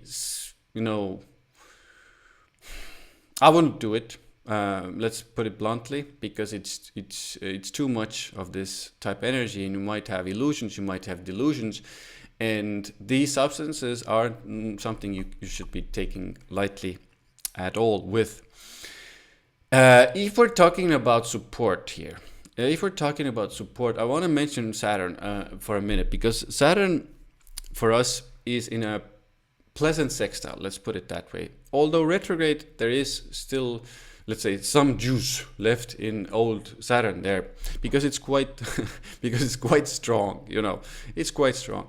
So sextile does usually help us be somewhat emotionally grounded, almost. And when it's in a sextile like this, I do see also getting like practical financial material results here, because let's say the positive side of Ras Al Haq is almost like these getting the financial acumen as well. So with the combination that I have here with Saturn sextile in Aquarius, a very practical or very financially better, economically oriented sign, and having a sign-based, I use sign-based more, sign-based trine from Aries, there is a chance that if we're working on something practically, financially, towards our goals, towards our projects, there is an opportunity here to have that financial acumen as well. But after you get it or after receive it, the tendency to go, I'm going all out on the town, I'm going to have the booze, I'm going to have whatever it is that you're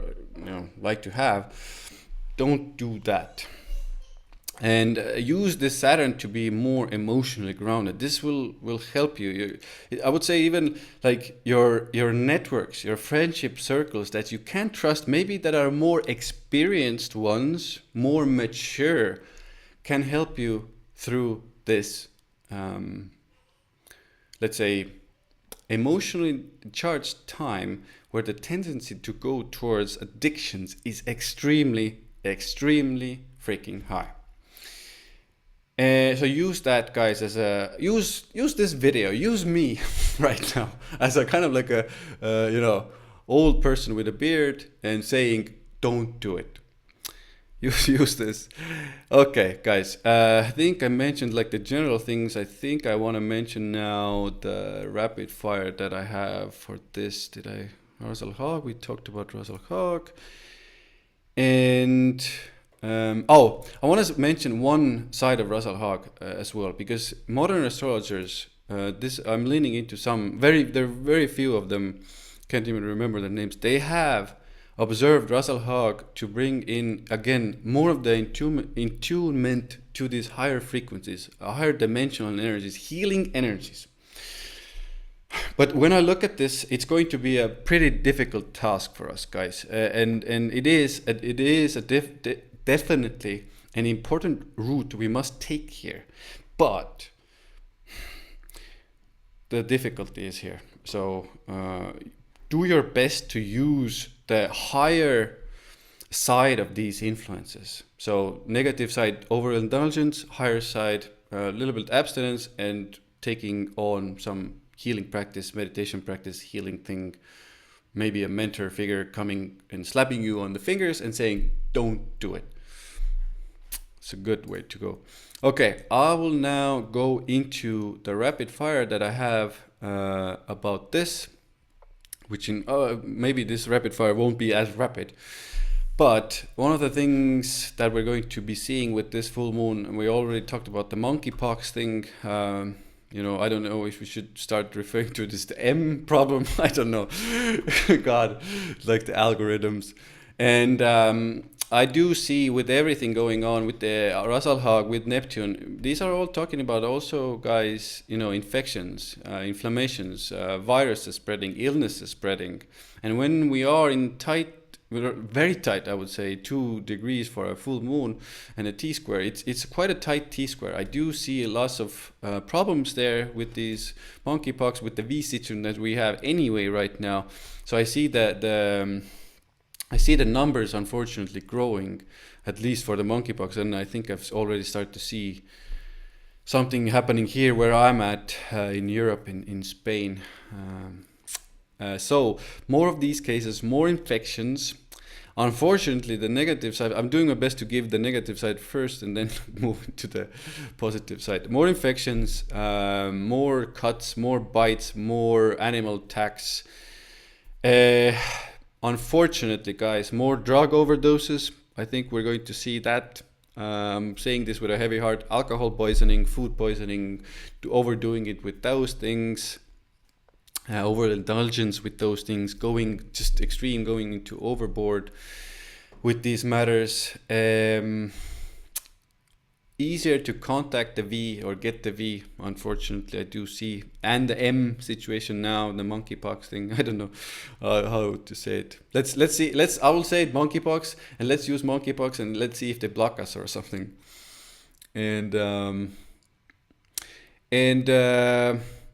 now I want to mention a couple of things along the lines of the conflict that we're experiencing, or the world is experiencing in Ukraine. So also important to remember that there have been reports already coming out of Moldova. Unfortunately, the Russian regime, or I can't say 100% the Russian regime, but somebody is causing problems there as well.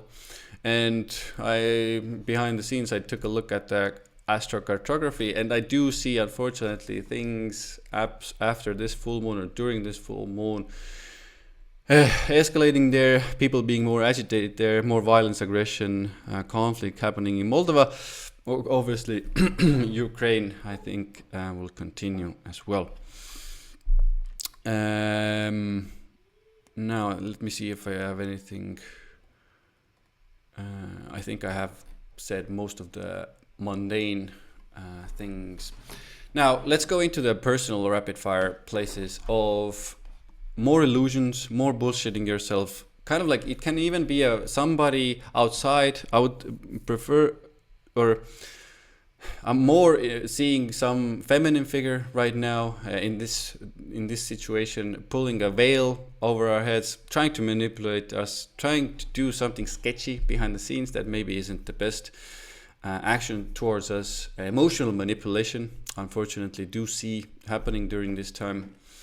A little bit of too much of optimism, too much of a naive way of looking at things, too much of a naive way of looking at the future, the longer term future, that is all going to be just jolly and happy, just having a total blindfold over our eyes. So need to need to be really careful. And I want to mention one thing. This is important. I think I've said this in many videos. I'm going to say it again.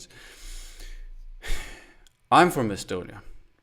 I'm from a country that has been very, very closely associated with Russia. What I mean by association, they've been raping, killing, doing bad things to my ancestors, to our land for a very, very, very long time.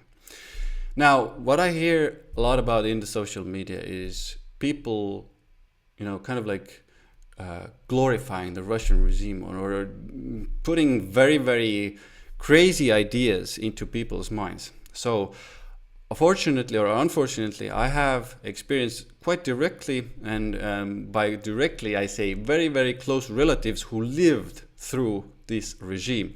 Now, in one of those instances, and I just want to paint this picture for you for the next things that I'm about to say, is that I interviewed my close relative who lived through, and they were in a situation where they were actually, the Russian soldiers during the Second World War were discussing raping her.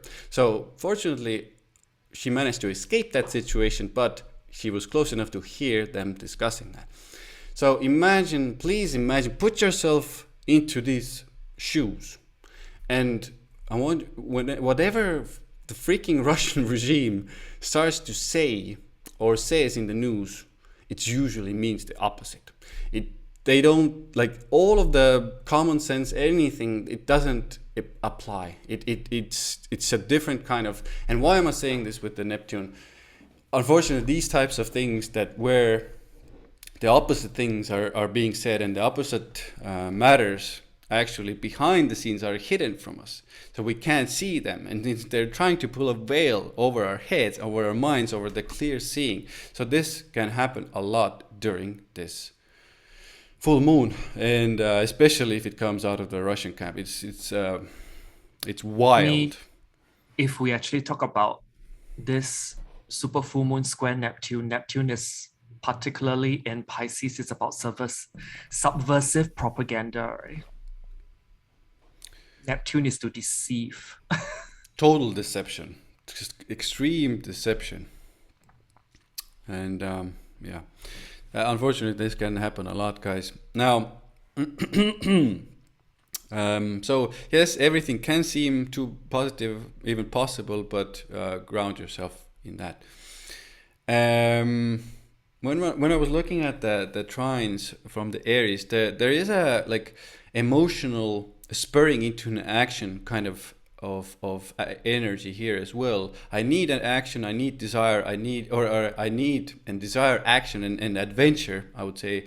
And the downside of that is, again, I go out, I go to a club, I do addictions, I do alcohol, I do drugs. Being too emotionally trusting, a bit naive, I would say, is here as well. Intuition a bit distorted, too optimistic here. And spurts of energy mixed with feeling tired and wiped out. So this is a weird one that I wrote here, but I want to pay attention to what is happening actually at the same time, because it's not only, obviously, T-square involves 3 planets or 3 influences, and where Sun is also squaring Neptune. This can drain our energy for a little bit, definitely, while this Aries, Jupiter, Mars, and let's say a quite active fiery full moon is happening as well. So it's a mixed type of energy. I have a really good meditation for that, actually.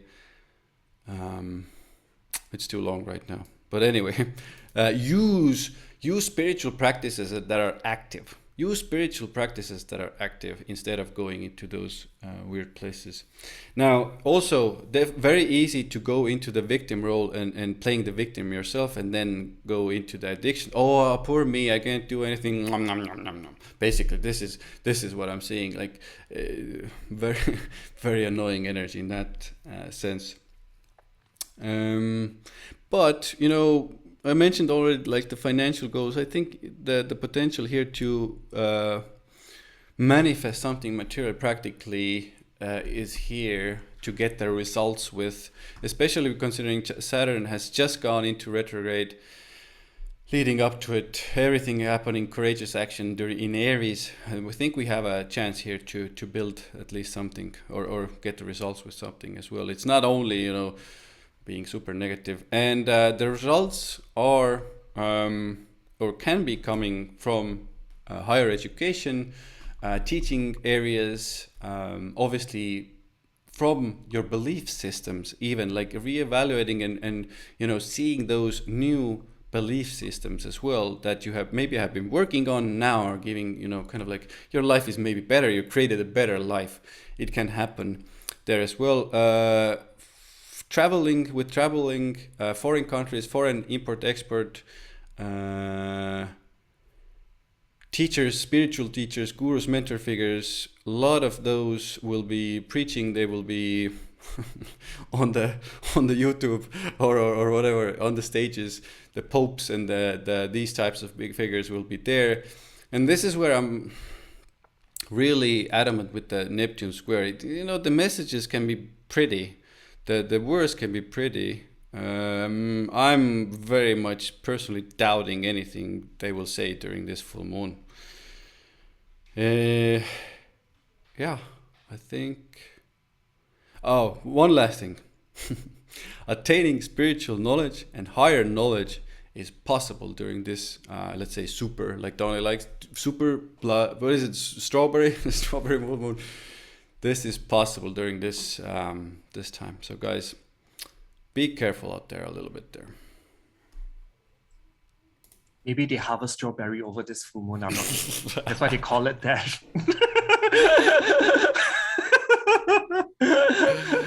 Oh God.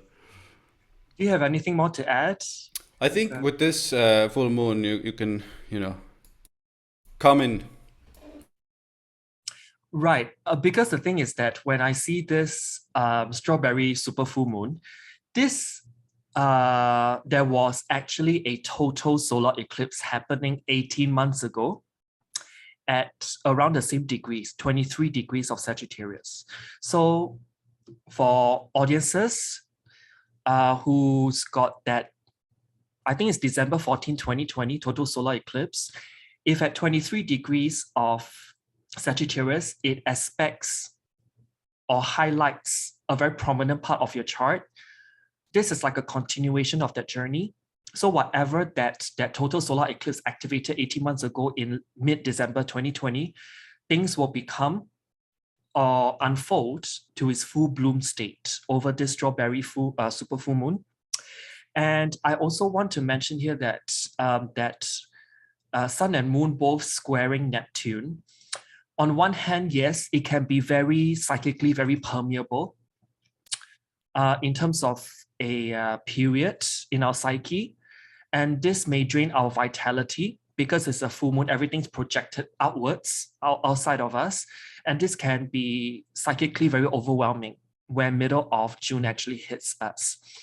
And there may be also this sense of confusion that as if like something is foreboding or taking over our whole life. There can be this kind of like tsunami kind of wave of feeling. Or it can be this kind of hard to explain inner discontentment because Neptune is about divine discontent.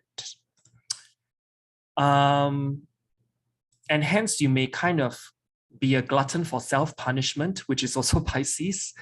But then there can be this kind of, oh, poor me, right? Poor me, you know, this kind of energy that may come forth. But one thing I want to add regarding that, was it Russell Hogg? Wonder way it's pronounced. That fixed star at 20. I'm 20 not over sure either. I'm not sure either how to pronounce it. At 20 over degrees of Sagittarius.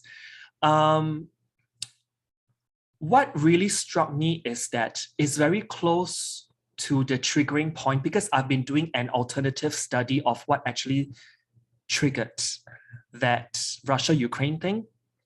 And for this one, I actually tracked, okay, this is a very, you know, seldom discussed part of astrology. I actually looked at the nodal axis of Mars.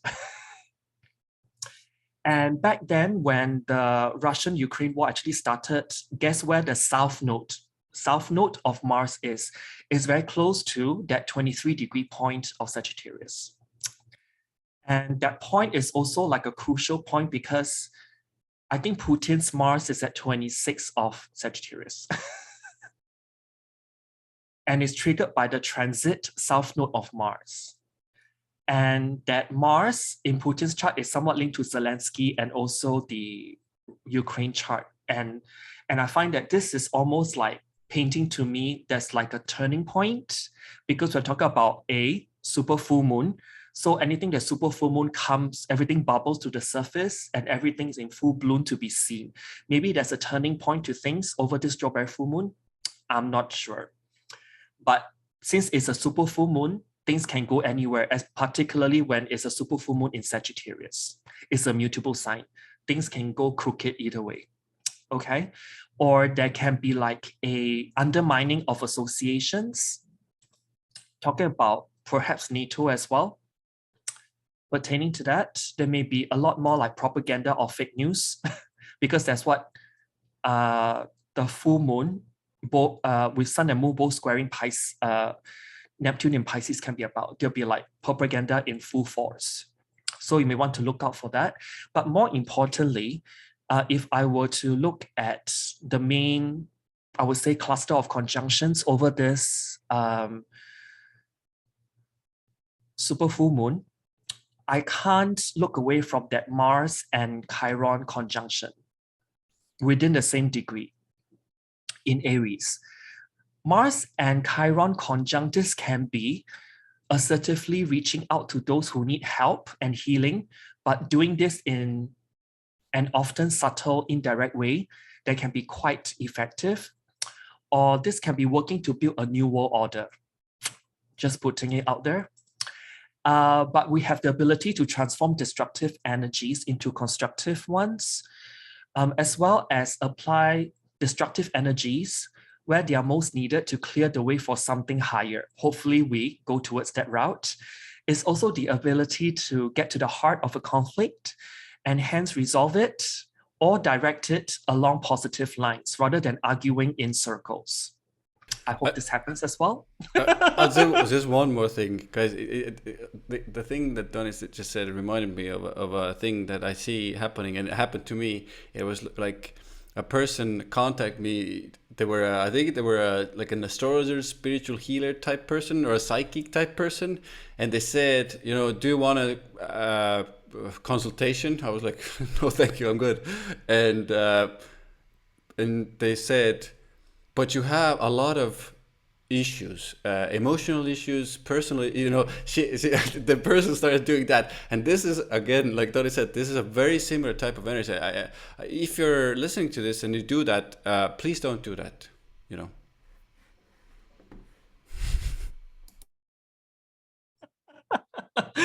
Okay.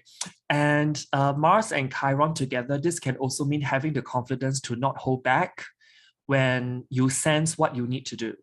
And it's also about the ability to act, pause, without having to have a mental or logical justification to do so. You just do, you know. But this conjunction can also represent the growth of your ability to engage in conflict in the most life-supporting way possible as well. And I've also written here that the power of seeing into the roots of conflict so that it can be healed deeply and profoundly from the root level.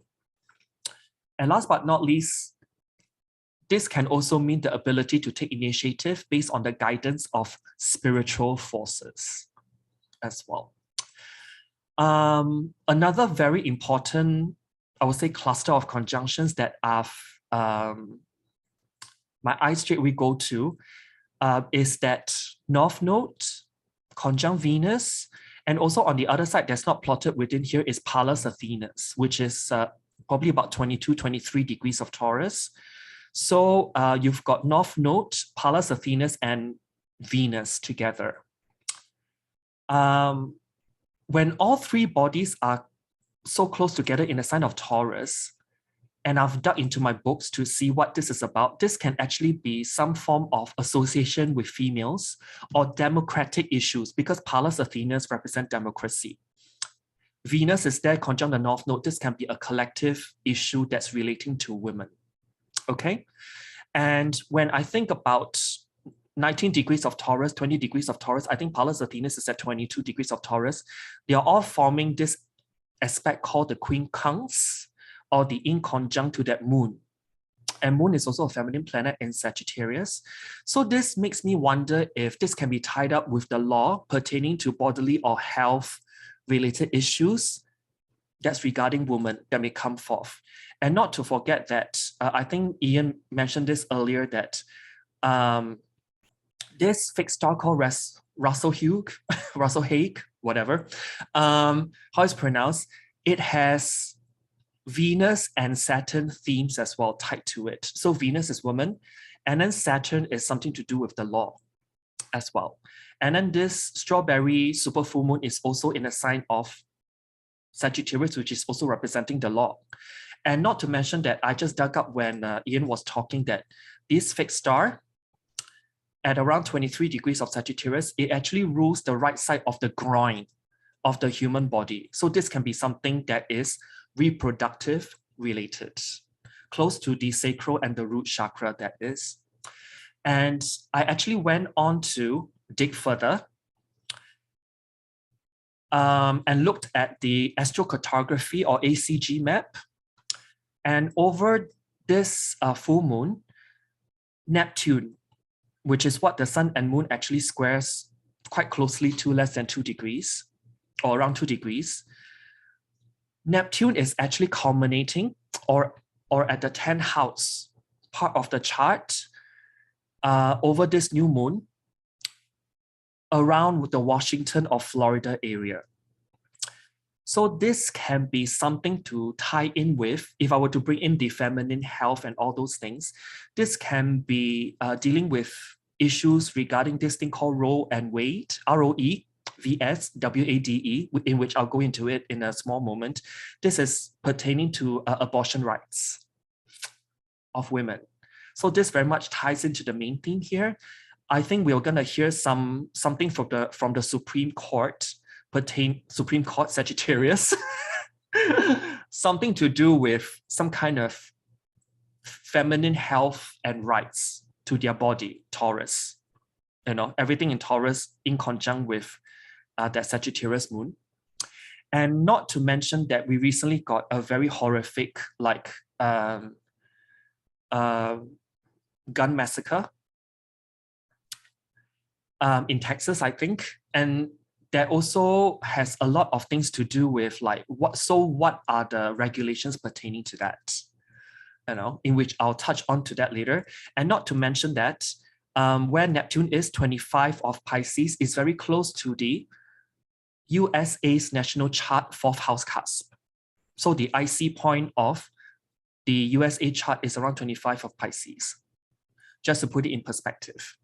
And so this, I would say this super full moon is very tied to the USA chart in a lot of ways as well. And not to mention that in Florida, in which I just mentioned, I've actually checked social media and also do my own research, and there's some very horrific regressive legislative direction in that state of Florida that pertains to women's bodies as well, which I find it quite shocking in 2022. I thought we've progressed past that, but hey. And Neptune, it is anti-culminating, which means that it's at the lowest point in the chart along the countries Burma, Sri Lanka, Nepal, Bangladesh. And this actually tells me that, or suggests that the chaos and social unrest and accompanying riots are reiterated here. And these countries, which I just mentioned, are close to or already have joined the list of countries that's going bankrupt. And the planet that rules bankruptcy is Neptune. And also Neptune can rule floods as well and tsunamis. So I wonder if those countries which I just mentioned, Bangladesh, Burma, Sri Lanka, Bangladesh, all those places, might also experience a wetter monsoon season as well, linked to Neptune. And Neptune is rising. That means at the ascendant point, when this super full moon occurs very close to New Zealand. So I wonder if this may imply possible developments linked to the upcoming local elections taking place later on in 2022 for them. I've managed to dug out the date. So in New Zealand, the local elections will take place on 8th of October of 2022. And the transiting sun will be at 14 to 15 degrees of Libra. Look at where the opposite point is, where Mars and Chiron are. So some things are making more and more sense. And not to forget that when the sun hits 14 or 15 degrees of Libra, when that local election, which will be taking place in New Zealand, is also squaring the asteroid series in Cancer. Also, on 8th of October 2022, there will be a transit Mercury in Virgo squaring Mars in Gemini. And this will link up with the Sun, Moon, and Neptune to form a grand square as well. So I feel that it is very much tied to that local elections in New Zealand, in which we'll hear more about on 8th of October 2022. Maybe there's some kind of political change or fundamental shifts. And I just want to share as well, pertaining to some charts in which I pulled up. So I may need to share my screens in which I pull up. And I've pulled up the USA and Biden's chart, and also Russia's chart and Putin's chart as well. So the inner wheel will be the USA chart, which I use to track all sorts of predictive stuff with. And then the outer wheel is this strawberry super full moon. And you can see I've color-coded like a Virgo would. So everything in gray are in, I will call that like it happens in the 1st, 4th, 7th, 10th house.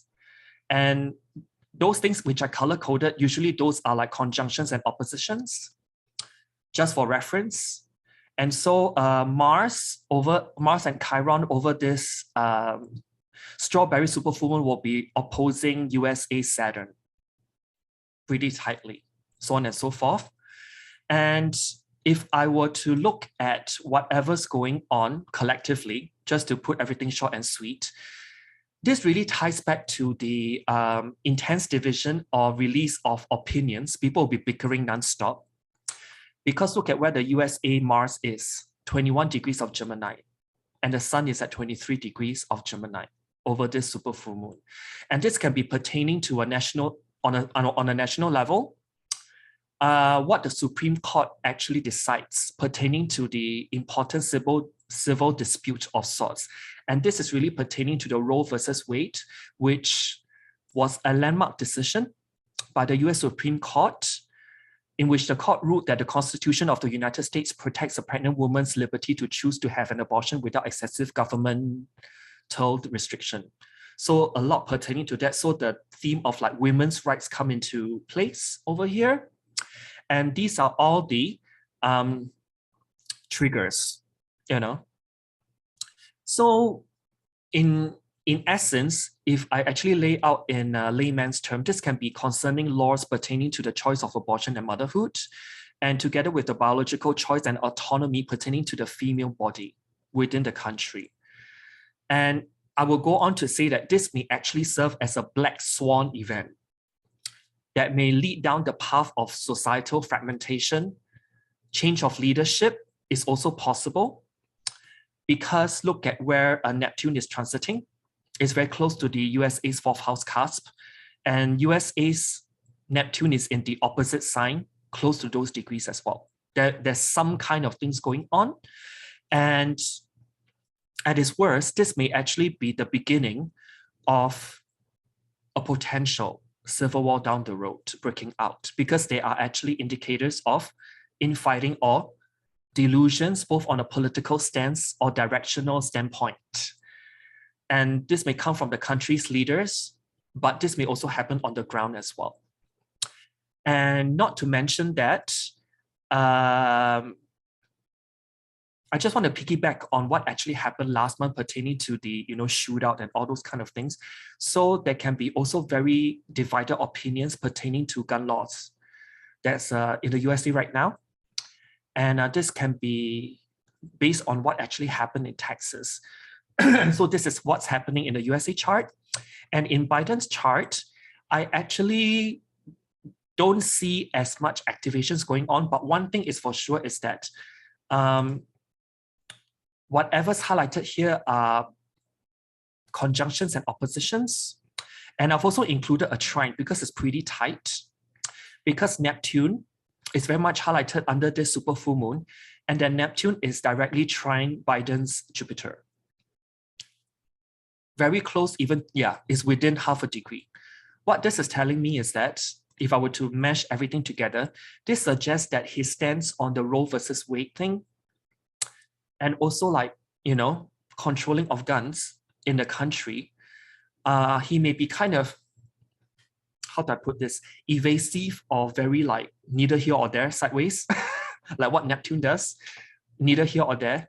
And this can be stemming from him potentially feeling very mentally exhausted.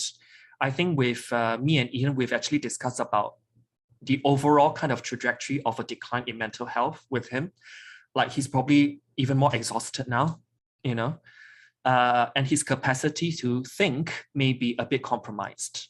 So this may even brew even more unrest, because it's like, our leaders are not making a stance of like, yes, no, maybe, yeah. So this can be brewing some things. And then if I actually go on to how this strawberry super full moon, it's a mouthful, is impacting Russia's chart, this actually tells me that there may be constraints pertaining to the country's youth. And as we know, most of Russia's soldiers comes from their children. This is not a rocket science. And fifth house is also about leisure spending as well. So many people are not spending money in the malls, which is fifth house as well. And all these are kind of like brewing as like a larger economic crisis. Because on one hand, we know that Russia has got a declining population, and then fifth house rules children, a lot of fifth house activation, and their children are going to war. You know where Mars is? Mars is war, and it is in Russia's fifth house. And it's activated by that moon on Russell Hawk, whatever. And there's a lot of this kind of energies that's like brewing up stuff. Not to forget that Pluto, under this super full moon, is in Russia's sixth house as well. So this can be losing some form of grip on a financial and also human capital level in terms of the country's young and male soldiers involved in the whatever war that's going on with Ukraine. Because sixth house can be the traditional house that rules enemies as well. And let's go on to Putin's chart, because this is interesting. So over this strawberry full moon, super full moon that is, somehow it tells me that there's some kind of heart or neurological mobility or mental health issues that may come up, perhaps because of this like drawn out war or conflict that's going on with Ukraine. That's the most logical thing all of us can see. But it overall suggests he's on the decline. And this can be tied to also behind the scenes betrayals or some kind of infighting in his inner circle, which can benefit the opponent. I suppose what we're referring to is Zelensky and Ukraine. And since this is a super full moon as well, that came from a total solar eclipse, this can actually pose like a very crucial turning point of events pertaining to this conflict. Not to mention that this full moon highlights Putin's second and eighth house. Second and eighth house is the resource house. And Second house is also the value of the ruble. If we talk about the country's chart. So this can be something of further unfavorable in terms of developments to the value of the ruble and the state of the Russian economy.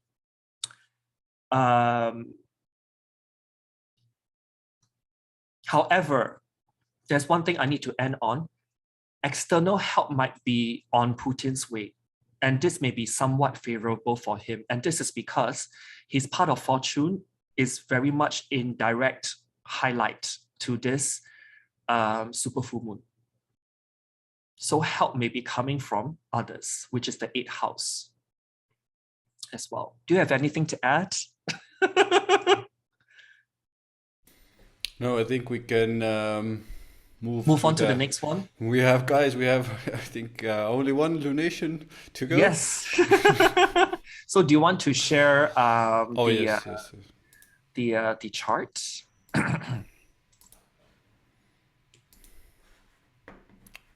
Yep. Should I stop sharing first? Okay.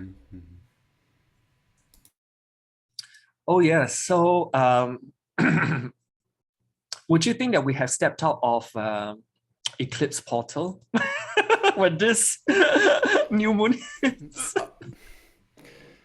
For me, my understanding and my experience and my observation, like the eclipses, they last for a while. Maybe the most intense ones, let's put it that way, or the most intense manifestations. But right now, I'm still kind of like, things are happening. Things are happening. Things are still a little bit there. But let's say, okay, so 29th.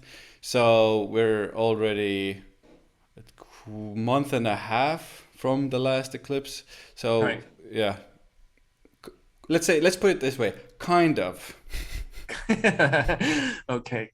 Now, this new moon actually is pretty special, at least in my books, because it's unusual that 5 planets in the sky are in their own sign of rulership. I'm talking about the moon in Cancer, Mercury in Gemini, Mars is still in Aries, Saturn is still in Aquarius, and not to mention that Neptune is still in his home sign in Pisces.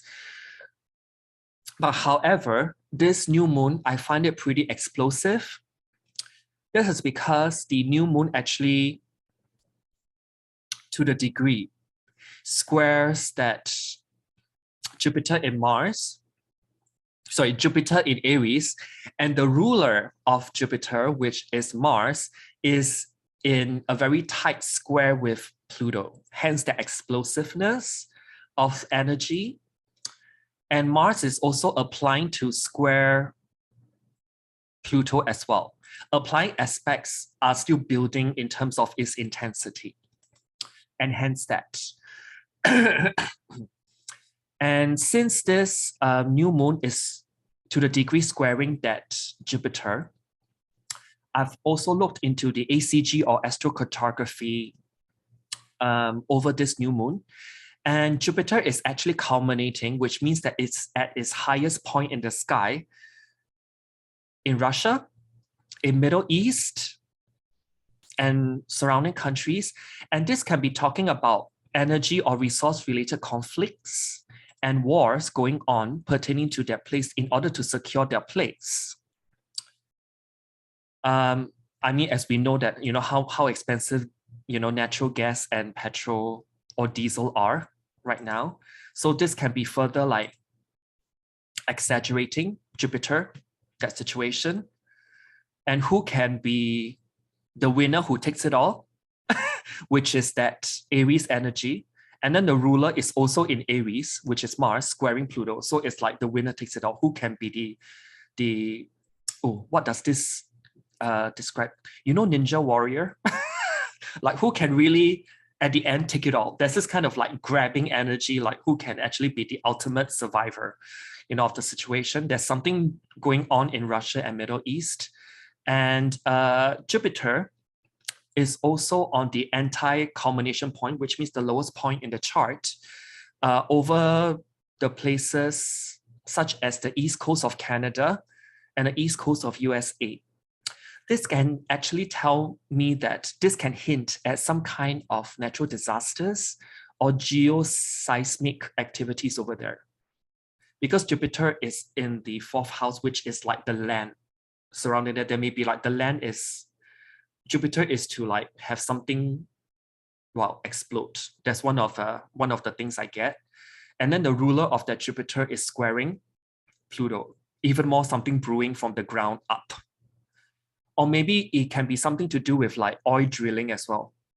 There's something to do with that. Over the east coast of Canada and USA. And Jupiter is also rising, that means on the ascendant, rising over Brazil. So it's telling me that this Cancer new moon can be something to do with significant developments that's being seeded pertaining to the political infighting or struggles that is leading up to the general election that's taking place in Brazil on 2nd of October 2022, which is Libra season. And where is the sun in terms of position when 2nd of October 2022 happens? 8 degrees of Libra, which is squaring that new moon point and also opposing that Jupiter position. So something's going on there. People in Brazil, please put, in the comment section what's going on over this new moon in Cancer. And Jupiter is setting, which is on its 7th house cusp, over the country Australia. What this is telling me is that this can manifest as the formation of a new government, since Australia just had a federal election and is undergoing a massive change or transition after 9 years of the coalition. So friends who are watching this in Australia, please put in the comments below, tell me more what's going on, because I can only read so much news before I go crazy. And so going back to a more psychological level, when I see a new moon squaring Jupiter, and this is a superior square, by the way, because Jupiter is squaring from Aries to the sign of Cancer. This, on a personal level, this can be harnessed in quite a nice way, as in like, it can represent like wholehearted enthusiasm, or you're thriving on hope and optimism. Perhaps, new moon in Cancer, you need to play things more defensively, because Cancer is a very defensive sign. Although it's squared by Jupiter, means that it still gives it that zhuzh, that juice, that courage, the bravado. But then, yeah, be more selective and also be more defensive in terms of your approach, even if you've got so much, ambition, and drive, Aries in Jupiter in Aries energy to really go for stuff. I would say that you have to look out for unconsidered actions or outburst episodes, and that's coming from the ruler of Jupiter, which is Mars squaring Pluto, which is still applying to perfect the square. So something tells me about underhanded manipulation going on as well, because of that Mars square Pluto energy. So I guess the best thing I can tell people is to be upfront, with that Jupiter in Aries energy, to be more upfront and be direct. Don't go sideways like, oh, I'm trying to say this, but I meant to say X, but I do Y. Just be more aligned with what you want intention-wise and follow that through with the action. Don't just kind of like change course halfway. And one more thing that I want to share is that I've also inputted this new moon's transit picture into the USA chart, into Biden's chart, and I've also input this into Zelensky and Ukraine's chart as well. What actually this new moon tells me is that there'll be a lot of activities that ties the USA and Ukraine together. And what I'm talking about is perhaps there's a new expenditure or spending bill from USA side to be given to Ukraine. So friends in the USA, I don't know if there's some kind of announcements over this new moon, end of June, but it seems like the benefactor is Ukraine here. Yeah, there's a whole list of activations in which I don't want to like drag the audience through, but this is the summary of things that I found out. So do you have anything to add pertaining to this new moon? I have a little bit, but just amazing coverage. Well done, sir. I have a little bit to say again, but I want to say it in a little bit of a rapid fire kind of way here, because I think Donny mentioned everything important that we have, like the influences in play. For me, one of the key things here is that they're extremely exact, almost by the minute freaking square of the new moon and Jupiter itself. So when I look at this, and when I was looking at this, what will happen, let's say globally more or mundane level, is extreme patriotism I see happening here. It's just like people being really rah patriotism, nationalism I see happening here, unfortunately. Be the judge of if this is good or bad. I like the golden middle road more so. I don't like the extremes specifically. So especially in Europe, I do see this happening, and what I do see happening is military spending, border protection, like police spending, all of these types of we need to protect the land, we need to protect ourselves, we need to put boundaries up. Again, guys, we're going with this, with what is happening in Aries, but remember, Cancer is a lot about protection. It's a lot about also boundaries. So I see this being in the news, bills announced. We're going to be putting that much money into police, military, machines, these types of things. And, I do see the people just calling for it as well. And the fear, and again, especially a little bit more in Europe, is there. So it's kind of like yearned for, or desired, or wanted, and like the negative side of this is I unfortunately do see the kind of like nationalistic behavior happening in mostly Europe. It can happen in other places as well. Defense systems I mentioned here as well.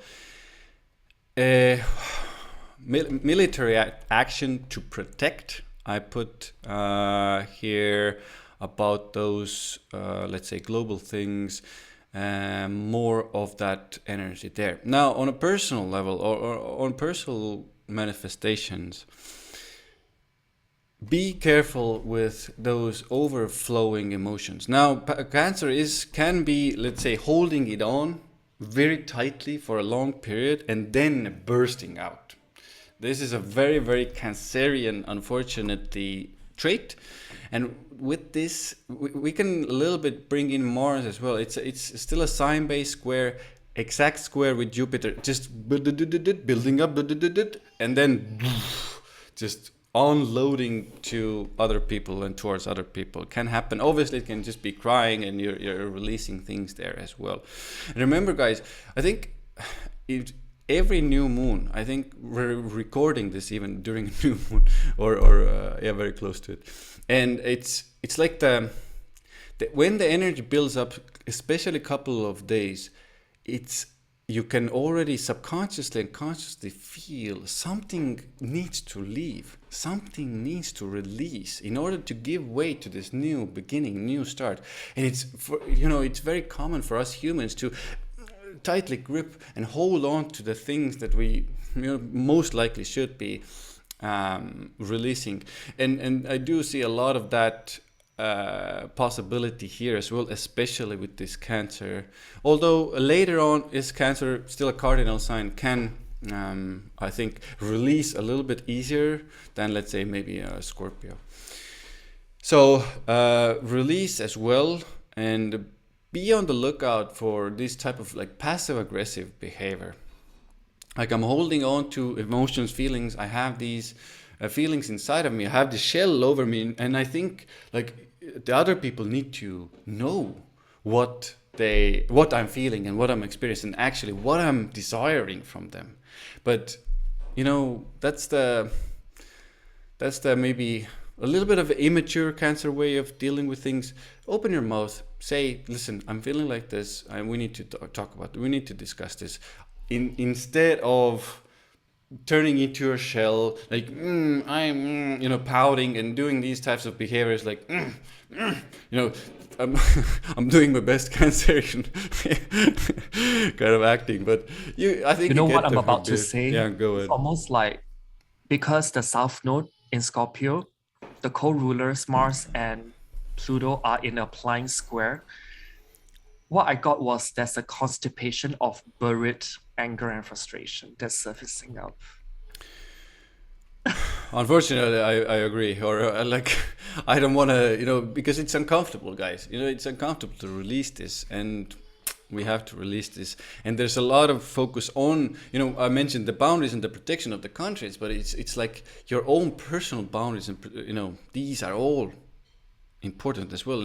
And let's say if something is here, like somebody oversteps those boundaries, again, you need to be direct, not go into the pouting type place or getting your needs met in a passive aggressive way. Okay, so big topic personally also safety. Like, what do I need for safety? What are the foundations I need to feel safe, to feel happy, to be able to create and make things in the world? What do I need? What do I need? How do I need to be nurtured?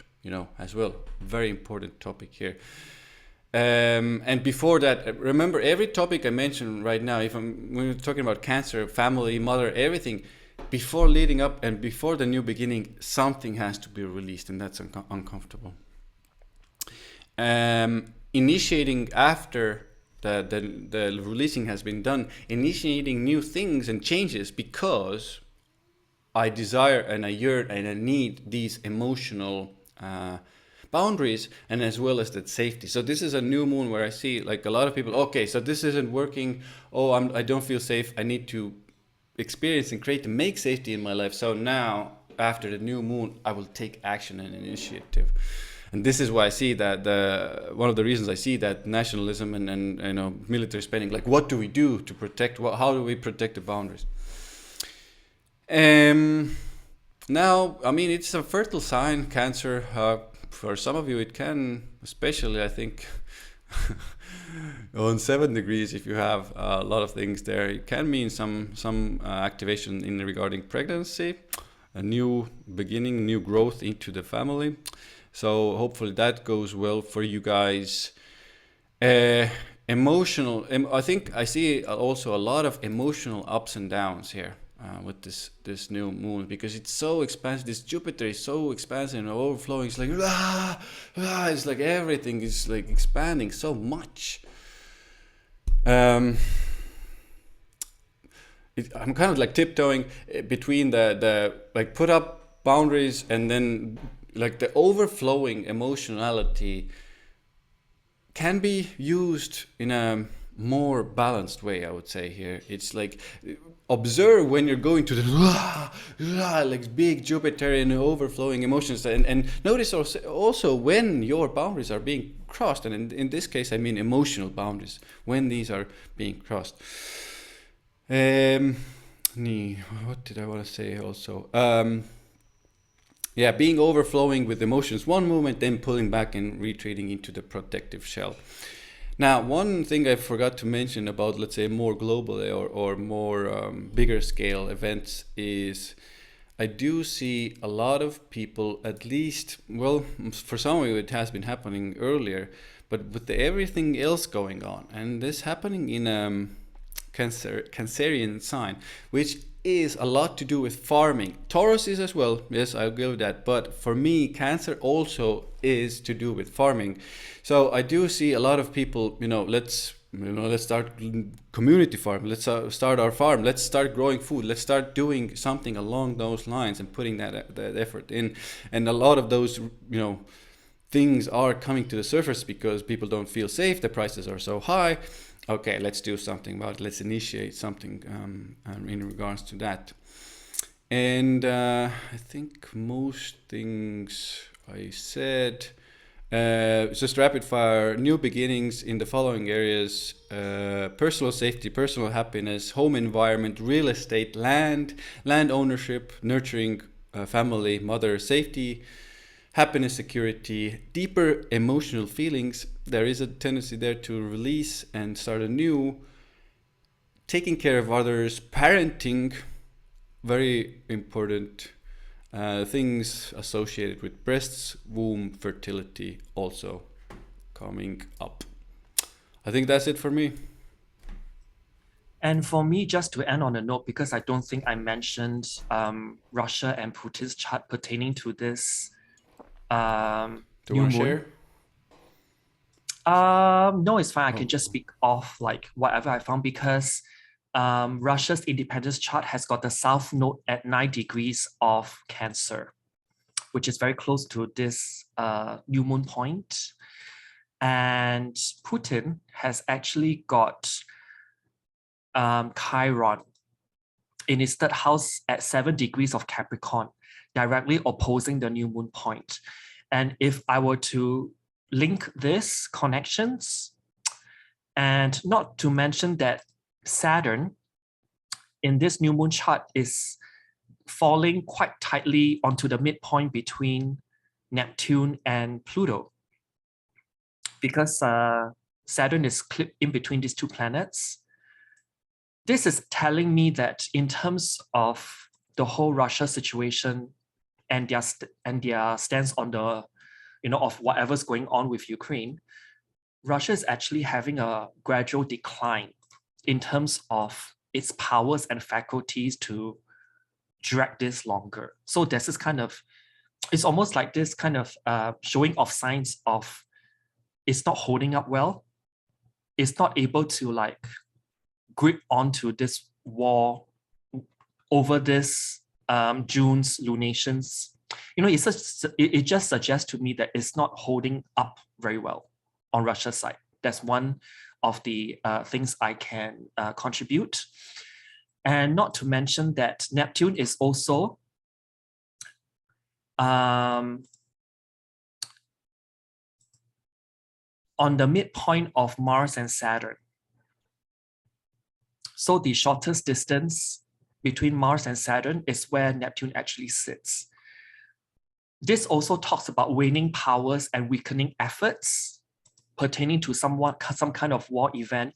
But then this also tells me that there can be some underlying activities over this new moon as well, because Neptune does rule poison. Neptune also rules gases, and Neptune also rules epidemic.